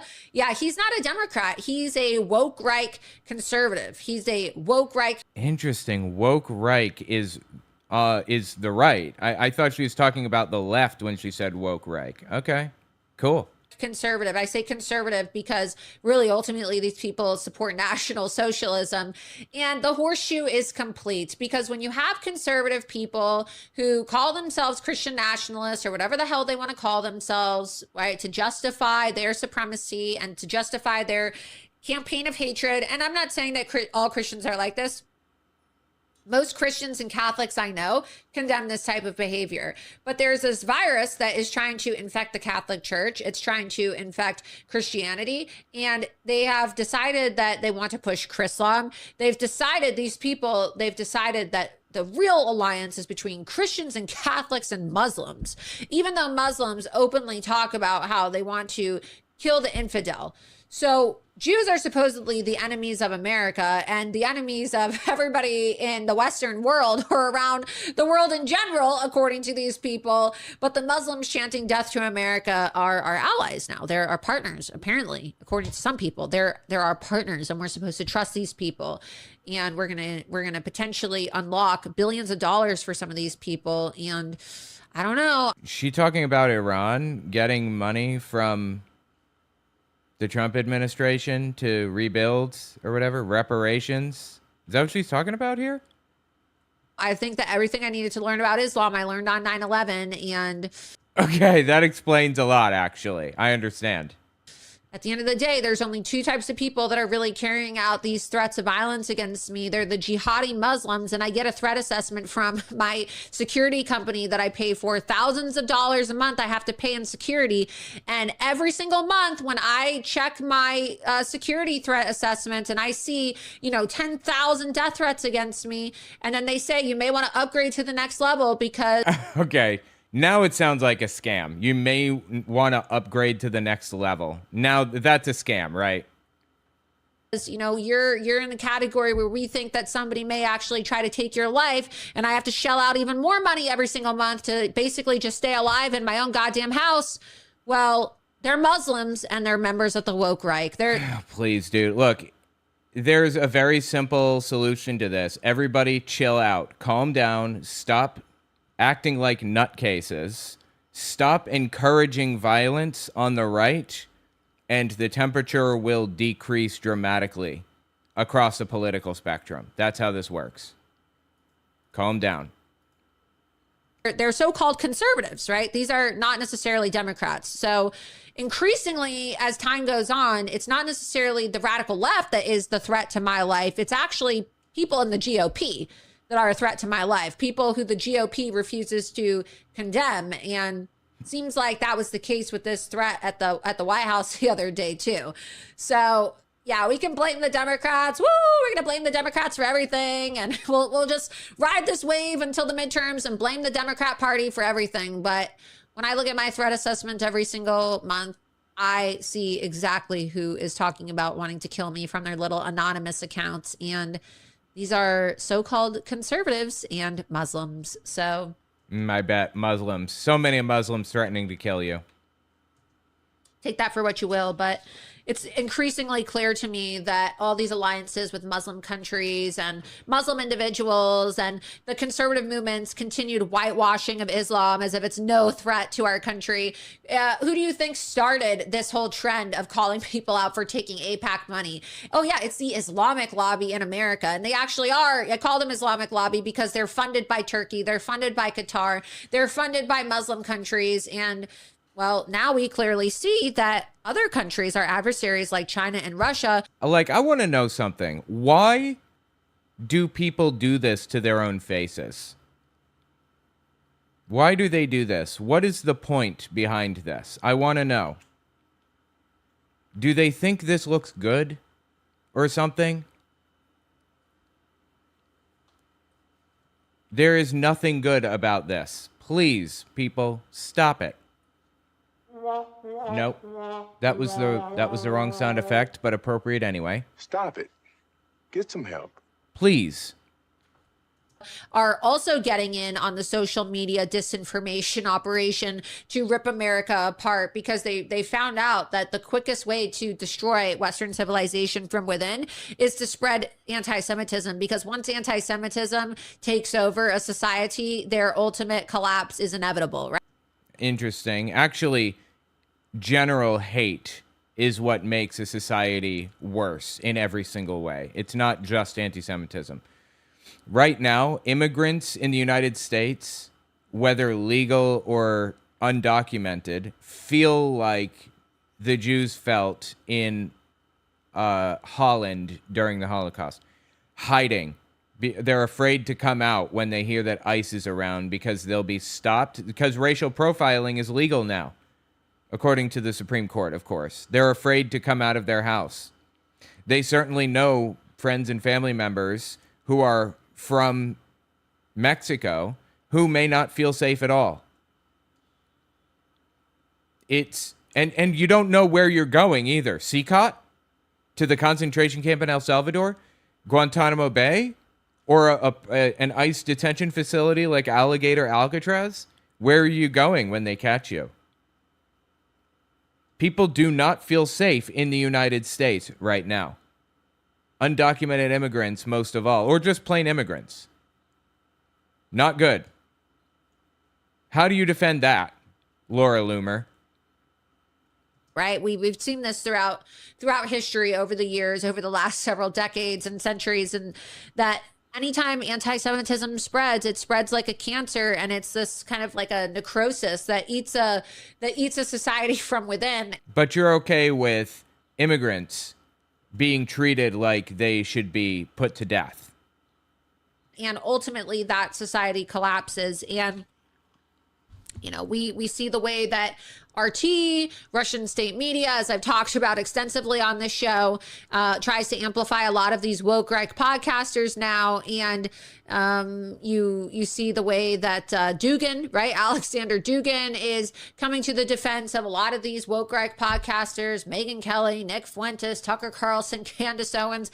Then you see Candace Owens travel abroad to Russia. And now RT is talking about how they want to invite Marjorie Trader Green to Russia. I think it's Marjorie Trader Brown, actually, but okay. It's not a coincidence. This is not a coincidence. And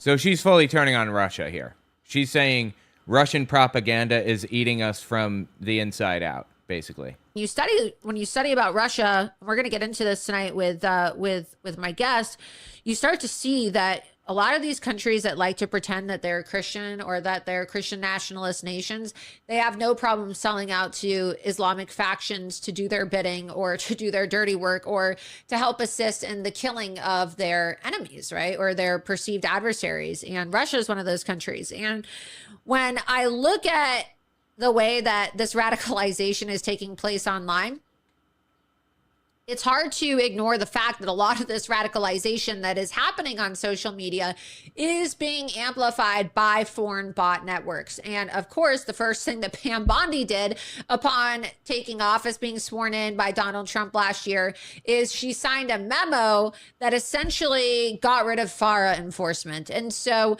now you have all these adversarial nations, whether it be Russia or China or Qatar or Turkey, and they're taking advantage of the fact that there is basically no FARA enforcement. And so you have all these foreign operations that are running wild online, but the only one that members of the GOP seem to want to call out now is Israel, right? They want to just call out Israel and say it's all Israeli, right? Just ignore the fact that RT has basically transformed their entire news operation into a 24/7 clipping operation for the woke Reich. Just ignore the fact that That's fair enough. Wait, did she say Russia? Yeah, Russia does that.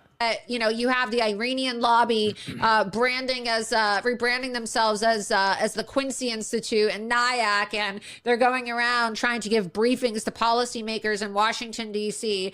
Just ignore the fact that the Emir of Qatar is sitting next to Donald Trump today at the G7 summit talking about how, and there's a debate whether they said $1 trillion or $19 trillion investment into our country, as if that's really going to work out great, knowing that Qatar is one of the biggest sponsors of the Muslim Brotherhood, and they fund Al Jazeera, which openly supports Hamas and the Muslim Brotherhood. And oh wait, the Trump administration supposedly designated the Muslim Brotherhood as a terrorist organization, but meanwhile every single Muslim Brotherhood 501c3 is still operating in America and hasn't had their status revoked, right? So much for that. But you see firsthand how selective it is, and how a lot of people running for office now, like with aspirations, they like to gang up on Jewish accounts online for sport. Like they'll never criticize Megyn Kelly or Tucker Carlson. In fact, today our vice president went on Megyn Kelly's show. She's another person that promotes AIPAC Tracker and tries to, demonize AIPAC and rile people up, right? Radicalizing people online. They call her Grandma Groiper for a reason. Because Grandma Groiper. Okay. I think that deep down, these people truly do want somebody to die. I really do. I think that deep down, all of these woke right podcasters, they are not willing to pull the trigger themselves. They don't have the courage. Like Megyn Kelly doesn't have the courage, and Tucker Carlson and Candace Owens, they don't have the courage to go out there and assassinate somebody themselves. So I think that, like, deep down psychologically, and this is my opinion, of course, I think that they want to spread this really hostile rhetoric towards Jewish people and create all these conspiracies on their podcast so that the people that they hate and the people who they demonize the most, people like me, Mark Levin, and yeah, she's describing stochastic terrorism. This is stochastic terrorism. This is the definition of it. Absolutely. And yes, they are doing this. Others. But so is Laura Loomer, for the record. End up getting shot, right? They wouldn't actually shoot us themselves, but I think that their goal is that, they're hoping that they're going to be able to radicalize some whack job enough where they're going to say, yeah, all my problems in life are to blame on the Jews and to blame on Laura Loomer and to blame on Mark Levin. The way that you say all your problems are to blame on immigrants, that you mean like that kind of? Yeah. To blame on, all these Jews in the media who the woke Reich says needs to be deported, even though they're U.S. citizens. And they're hoping that somebody ends up killing us. And, it's hard to not believe this when their rhetoric every single week just seems like an obsessive streamline of anti-Jewish and anti-Israel rhetoric. I mean, they don't talk about anything else aside from Israel. And we're not going to I mean, they talk about immigrants too. She's just ignoring that, of course. Win the midterms, and we're not going to win in 2028. All these people jockeying for the Nazi vote ahead of 2028. And the reality is none of you are going to win. The Democrats are going to win at this point in time because the GOP has allowed for the woke Reich to take over our party. They are allowing for the woke Reich to completely undermine Donald Trump, to radicalize people to the point where they're willing to go and signal group chats and try to plot terrorist attacks against the president of the United States and Republican members of Congress for simply taking a check from AIPAC. I mean, AIPAC is extremely destructive to society, to be completely fair. But again, I think that AIPAC is one of the less destructive ones, actually, at this point. And then you expect the coalition to stay in shape? You really honestly think that people like me and others are going to get out and vote? You really honestly think that this is going to mobilize people to get to the polls and vote when you are creating an unsafe country for... Laura Loomer talking about others creating an unsafe country. Right. Okay. For people like me and others who have always been loyal to the president, have always been loyal Americans, you think that you are going to really incentivize us to get to the polls when you are too cowardly to call out the woke right, and you're too cowardly to put, you know, these people, these podcasters, Podcastistan, as I like to call them, in their place? Podcastistan? I don't understand. Hello? I mean... Hello. These people, do they think that X is real life? Is that what they think? They think that X is real life and that... That's really funny coming from Laura Loomer of all people. All these people and their Pakistani bots and all their, you know, Russian and Chinese bot networks, are they going to go to the polls and vote for you on election day? You know, you need real people in the real world who are actually going to be mobilized to get out and vote. And the reality is that when you do polling, you see that most people in real life don't hold these crazy extreme views that sound like your modern day recruitment slogan or recruitment video for Hitler Youth. It's getting totally out of control, and It is wild to hear this from Laura Loomer. Seriously. The things that she's saying, like, there isn't a lick of self-awareness to be found in her, is there? She has apparently no idea that she is the source of a lot of these problems, does she? Getting really sick and tired of the GOP's refusal to call it out. It's really pathetic. It's quite cowardly, actually. And it's really embarrassing being a part of a party where our own leaders, instead of actually calling it out the way that Trump called it out, right? He called Tucker out. He called Megan out. He called Candace out. Other people who are, you know, high up in our government or people looking to run for office just don't have the moral clarity. They don't have the courage to call any of these people out.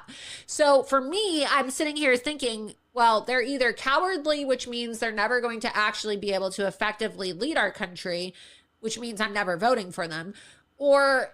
So is she, like Nick Fuentes, turning on the Republican Party? It feels like that's what she's saying right now. Interesting. It means that they actually do agree with it. They do agree, which is why they never call it out. They never condemn these people the way that Donald Trump has condemned them. So it's a lot for people to swallow and to handle, but I think that gone are the days of just blaming the Democrats for all of our problems. I think that the GOP really needs to start taking responsibility for this very toxic culture that they are creating in their refusal to... like now at this late hour, 10 years later, now you're saying Republicans are to blame for a toxic environment?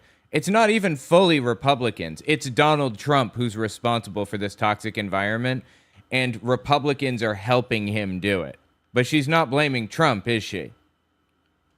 Condemn a lot of these candidates that go around spreading this extremist rhetoric that is literally radicalizing people to carry out drone attacks against the White House. I mean, we already have a munitions crisis in this country, and we do?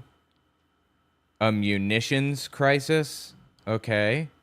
I don't really think that we would be able to respond effectively to a large-scale attack like we would have been able to, I don't know, maybe several months ago. No, certainly not. Not like we could several months ago. You know why? We've burned up all of our stockpiles of weapons, of Javelin missiles and everything else on Iran. We lit our stockpile on fire for absolutely no reason. I don't know. It just seems like people really are trying to egg on a very terrible, violent attack in our country, because why else would you be encouraging people to kill elites, to kill billionaires, to kill people who are wealthy, to kill executives? Wait, is she talking about Hassan Piker again? I don't believe that he encouraged anybody to kill elites. That would be illegal. All started with Luigi Mangione, and we have the clip here of Hassan Piker. Again, Hassan Piker campaigning with all of the Senate Democrats, talking about how easy it is for people to go out and build drones. Where's the deal? Again, like,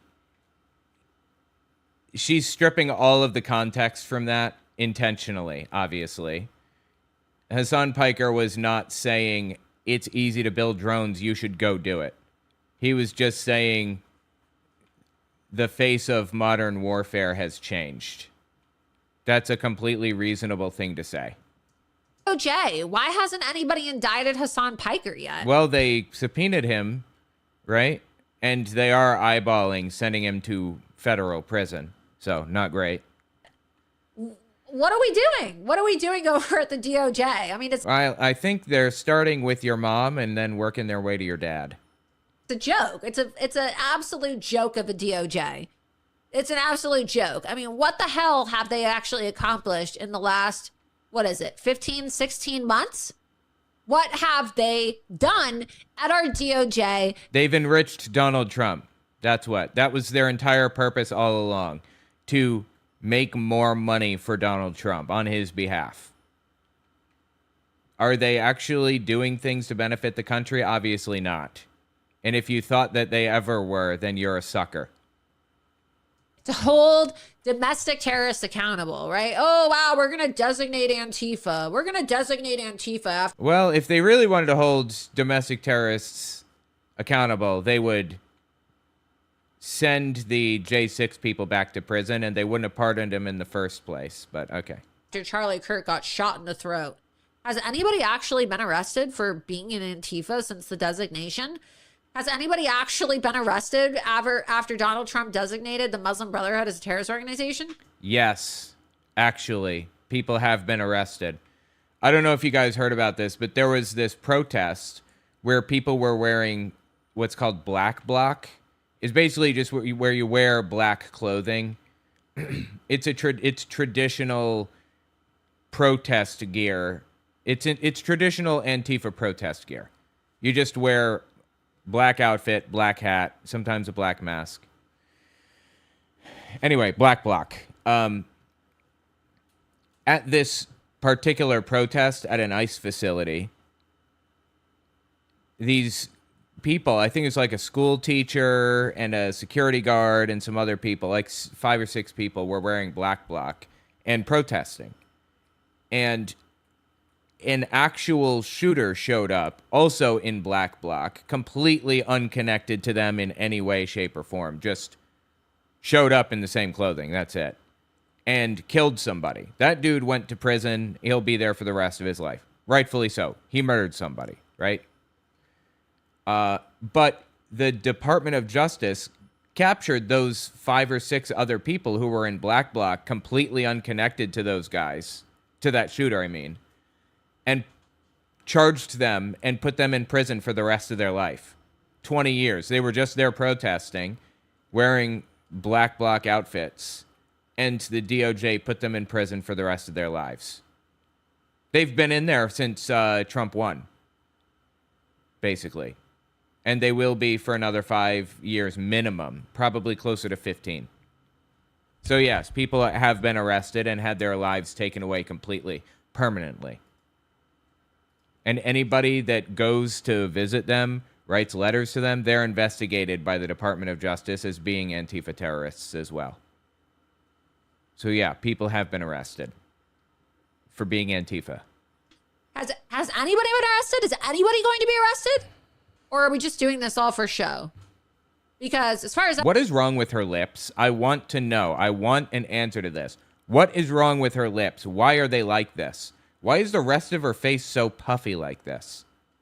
I'm concerned. Hassan Piker is inciting and aiding and abetting terrorism by encouraging his streamers to go out there and build suicide drones. Yeah, but they're not doing that, obviously. Already saw that one of his supporters committed arson in California not too long ago. How many more violent acts need to happen? How many more people need to die? How many more people need to be threatened? How much more fucking money do I have to pay per month for my personal security in order for our DOJ to actually take this threat seriously? Try lowering the temperature, maybe? Seriously. Do I have to actually get a bullet in my throat like Charlie Kirk before somebody pays attention to the threats that I'm subjected to every day because our politicians are too cowardly to call out the woke right? Do I have to get shot on my own front porch? Is that what it's going to take? I don't want that. I don't want anybody to die. But a bit of this is your fault. Just a little bit at least, right? Is that what it's going to take? Do I have to actually, get shot in the head in order for somebody to do something for our country, for our politicians to actually take these threats seriously and to stop normalizing all of this hatred? What do I have to do to get, these people in the fucking GOP to listen and actually do their job? What do we have to do? Which Muslim leader's cock do we have to suck in order for some GOP politician to pay attention? Well, that's not my solution to everything. Apparently it's yours. Not gonna judge. I'm sure there are better solutions than that. Feel free if that's what you think you need to do. Seems like that's the only way anything gets done anymore. Nope, never been the way I get anything done. Is that how you get things done? Doesn't it? Let's go ahead and play this clip. Damn. Again, that's a Shahed drone. Like, that's crazy. Oh my God. Bro, you really actually don't need I was thinking about this with like the Afghanistan, the Taliban, Pakistan fight that was taking place. And I was really thinking about this. You really don't need suicide bombing anymore. That's true. Because like the Taliban guy was like, oh, you have nuclear arms, but we have like suicide bombers. Like, we'll just blow up your country with suicide bombers. And it's like, you really don't need that anymore in drone warfare, right? You don't need that at all. Just make fucking drones. You can purchase them from, you can purchase them in the online marketplace. Like, China literally sells like explosive ordnance delivery mechanisms that you can put to a DJI drone that you can purchase like at virtually no significant cost in comparison to like, sophisticated equipment that you need to put together. Yeah, obviously he's not saying that you should do that. He's just saying the face of modern warfare has changed. So I guess like you kind of at that point you're doing that for the love of the game, right? Like you're doing okay, yeah. Suicide bombings are being done for the love of the game at this point because you don't even need to do it since there are drones, right? Okay. Suicide bombing just for the love of the game because like you want to keep it old school. Is that what it is? Why is bro saying that? I'm just saying it's like insane that this is functionally what you could get away with if you facilitated like a somewhat difficult to pull off suicide bombing strike, right? And instead you're just using a Shahed drone that's like what, $10,000? I guess nobody in the DOJ can find it within themselves to hold Hassan Piker accountable. We just have. Well, that's because it's free speech. That's pure, unadulterated free speech. To talk about, oh my God, the Democrats are campaigning with Hassan Piker. Let's just complain about everything, right? Let's just complain because we're allergic to actually taking action. We're allergic to actually holding people accountable. We're allergic to actually, stopping violence, whether it's in the woke right or the radical left. We're just not going to do it. We're not going to do it. We're not going to do it because we want these people to vote for us, right? I'm telling you, there's a very violent future awaiting us in our country. I just feel it. I just feel like. Yeah, and the violence has pretty much almost exclusively been prodded and poked and inspired by her side. The radicalization that is happening online and the radicalization that is being excused by people on the left and the right, right? It's not just the left. It used to be the left. And the right, yeah. But now you see this even in the Republican Party, just people making excuses for woke right people like Thomas Massey trying to egg these people on, people like Marjorie Trader Green, people like Candace Owens, people like Tucker Carlson, people like Megyn Kelly.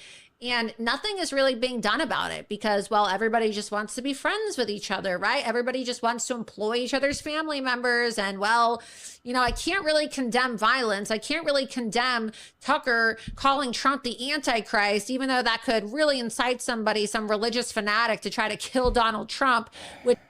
Okay, yeah, we fully don't have free speech anymore then, right? What she's complaining about is a completely vanilla, normal, moderate thing to say. It's obvious that from a Christian perspective, one could very cleanly argue that Trump is the Antichrist, without a doubt. I mean, I don't believe that. I'm just saying people could argue that, and it wouldn't be contestable. Nor does it inspire people to murder him. Which may have been what actually happened, because some of these individuals who were scooped up by the FBI for participating in this drone attack look to be, you know, religious fanatics. So if the GOP doesn't start to crack down on this, just imagine how bad it's going to be when the Democrats actually do take over, when the Democrats do win in 2028, because at this rate, the Democrats are on track to take the House. They're on. Oh, yes. Yes, the Republicans aren't going to win another election for the foreseeable future, in one man's humble opinion. On track to take the Senate, and the Democrats are on track to win 2028. And I don't know what the people who work for Donald Trump are telling him. Really, honestly, I don't know like what kind of bad intel they're giving him, or, you know, what they say to him about these races. But I mean, the reality is we are on track right now due to the GOP's refusal to codify the Save America Act, their refusal to codify President Trump's agenda. Oh, please. It's because we didn't go in hard enough for Trump. We didn't do enough for Donald Trump. That's why Democrats are going to win in 2028. Right. It's not that Trump literally did a full fascist takeover in the United States, ignored Supreme Court decisions completely, jailing people with no due process, sending them to concentration camps, starting an illegal war, refusing to end that illegal war when he was ordered to, and spent billions and billions of dollars on all kinds of stuff. Yeah, on useless garbage. That's not it. That's not the problem.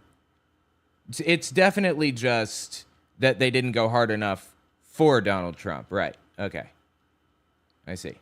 And their refusal to actually push back on the propaganda and the disinformation campaign that is Totally. Absolutely happening right now. We are on track to lose the midterms. And so when you think, oh, well, people are going to vote Republican because, well, it's the Democrats that are inciting violence. No, it's actually Republicans and Democrats who are inciting violence. And the No, it's Republicans. GOP doesn't want to call it out because they also want to pander for these people's votes. So they're willing to let violent rhetoric and activity take place on social media. And it doesn't matter who they target, what they say, it doesn't matter. They don't care. As long as they think that they can, you know, post something based about Israel, post something derogatory about Jews. And yeah, I'm going to get their votes. I'm going to get their votes. And I'm going to make a segment of the population incredibly unsafe, you know, but it doesn't really matter at the end of the day because they just seem to care about getting votes, right? Getting elected. Yeah, I mean, that's every politician. Welcome to politics. First time? But it's not going to work out for the GOP because when you compromise your principles and when you compromise your values that much, people see through it. And then people who actually are loyal sit home and they don't vote. You're demoralizing people. You're not giving people a sense of security. You're not giving people a sense of safety. And as a result, I predict that there's going to be a lot of self-suppression in the midterms. I think that there's a lot of people who feel like they're not being listened to. And I'm not saying not being listened to by Donald Trump. They're just not being listened to by their lawmakers. They're not really taking these threats seriously. I don't see anybody in Congress, really, for that matter, taking this seriously, taking the growing threat of violence all day long. I just saw GOP members of Congress like parroting this absolute lie that this drone attack was plotted by members of the radical left. And the reality is it's not. Wow, that is really interesting. The radical left wasn't doing the drone attack. Okay. I don't believe that there was a drone attack, honestly. Not yet. I mean, I'm willing to accept that if the evidence bears that out, but it hasn't yet for me. So we'll see. But the point is, it's really interesting that she's blaming the right for this. It's not.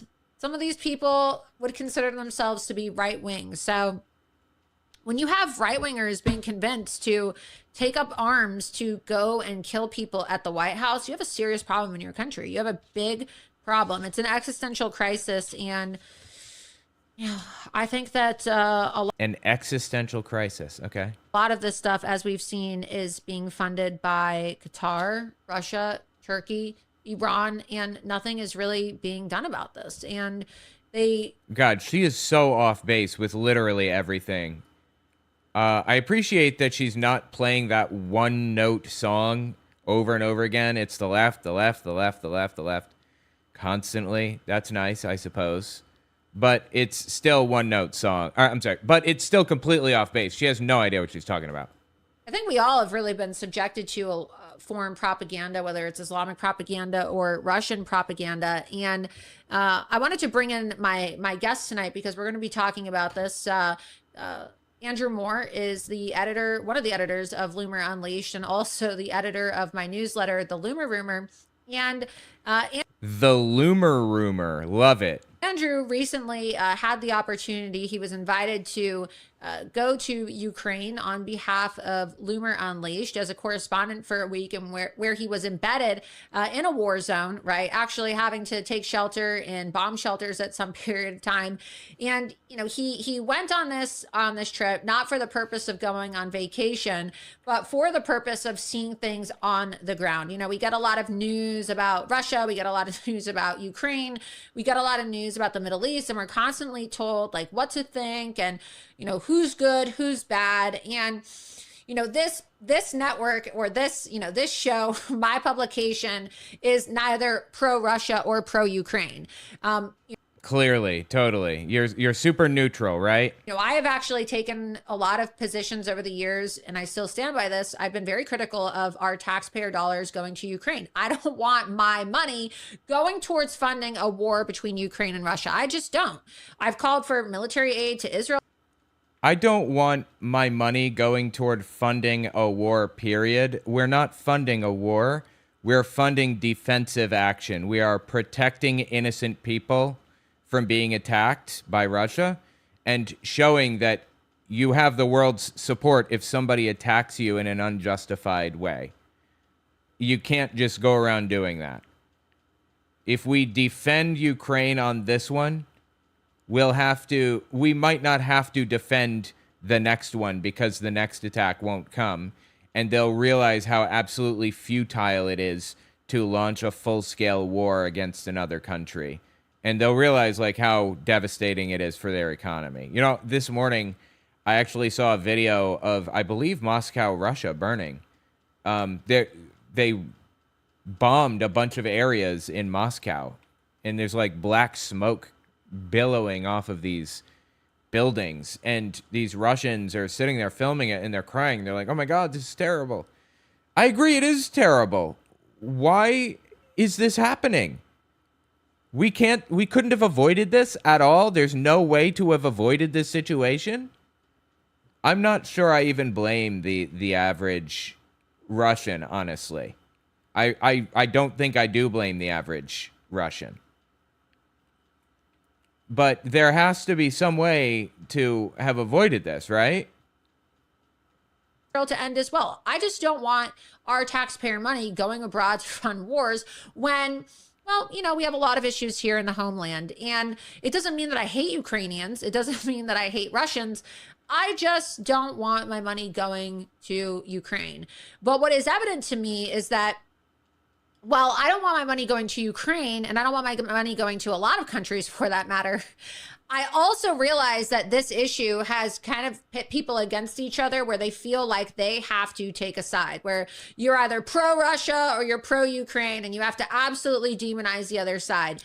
And, you know, my perspective is you can recognize the human suffering that the civilians on both sides of this war are being subjected to due to the fight between Russia and Ukraine. There's a lot of innocent Russians who have been killed, and there's a lot of innocent Ukrainians who have been killed. But what is really evident to me is that, you know, while I don't want my taxpayer money going to Ukraine, I don't really see the Ukrainians right now running influence operations on social media with the woke right, or trying to falsely accuse the president of being a pedophile, or turning their entire I'm sorry, wait, what was that? Did you say falsely? right, or trying to falsely accuse the president of being a pedophile. Or Falsely? Falsely accuse? I mean, have you not read the Epstein files?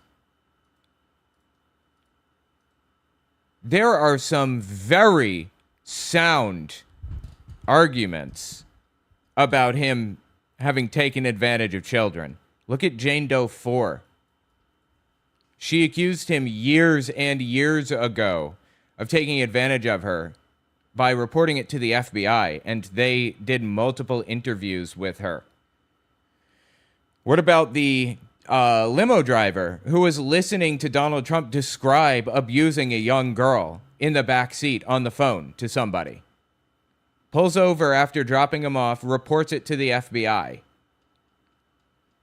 What about those cases? What about Katie Johnson, who filed a lawsuit against him and had to pull the lawsuit because she was being attacked, like, by extremists or whatever?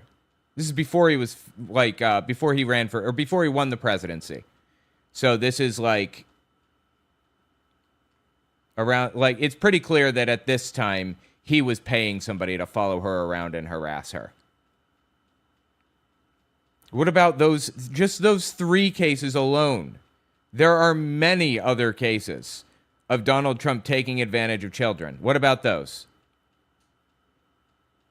You can't convince me you don't know that he takes advantage of children. I believe that every Republican lawmaker and every political pundit knows he takes advantage of children. They know that. They're just okay with it because he does what they want him to do, in my opinion.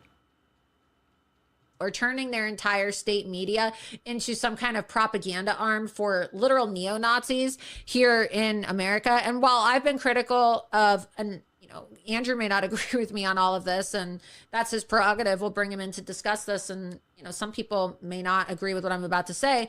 You know, I think that Ukraine has their own Nazi problem, right? No, not really. They have some Nazis in Ukraine. Uh-oh. I accidentally opened OBS by mistake. It didn't break anything, did it? No, I don't think it did. We're good. Okay. They have, famously, the Azov Battalion, which is a neo-Nazi group in Ukraine. That's true. And that is a problem. And they're dealing with that problem to the best of their ability. But framing it like Ukraine has a Nazi problem, please, give it a rest. Not any more than any other country does. And, you know, Nazis are a problem everywhere. I'm just saying. Some people will deny this. Some people will say that it's propaganda. They'll say that it's not true. But one of the biggest things that I had an issue with as an American, but also as a Jewish American, was finding out that my taxpayer money was funding Ukraine, but specifically funding their Azov Battalion, which is a neo-Nazi battalion, right? I mean, it is. They have had a record of supporting Nazism, and I think that this is an issue that, you know, we're seeing the rise of anti-Semitism. We're seeing anti-Semitism be weaponized, not just on the battlefront, right? In the war between Russia and Ukraine. You have Putin talking about how he needs to denazify Ukraine. But what's really interesting to me is just how we fall for a lot of this propaganda. And I know I've received a lot of criticism, and so I want to say this in the most eloquent way, but I also don't really know how to say this because, you know, it's kind of embarrassing in a sense that a lot of us, and especially myself, I feel like we have been victimized by Russian propaganda. And when I hear Putin say we need to denazify Ukraine, I say, wow, yeah, actually that is pretty accurate. They do. No, it isn't accurate. Putin is very obviously trying to come up with excuses to attack Ukraine. We need to denazify them, please. Like, honestly. It's so transparent. It is such a transparent attempt to justify his attack of Ukraine. You have Nazis that our taxpayer dollars are funding.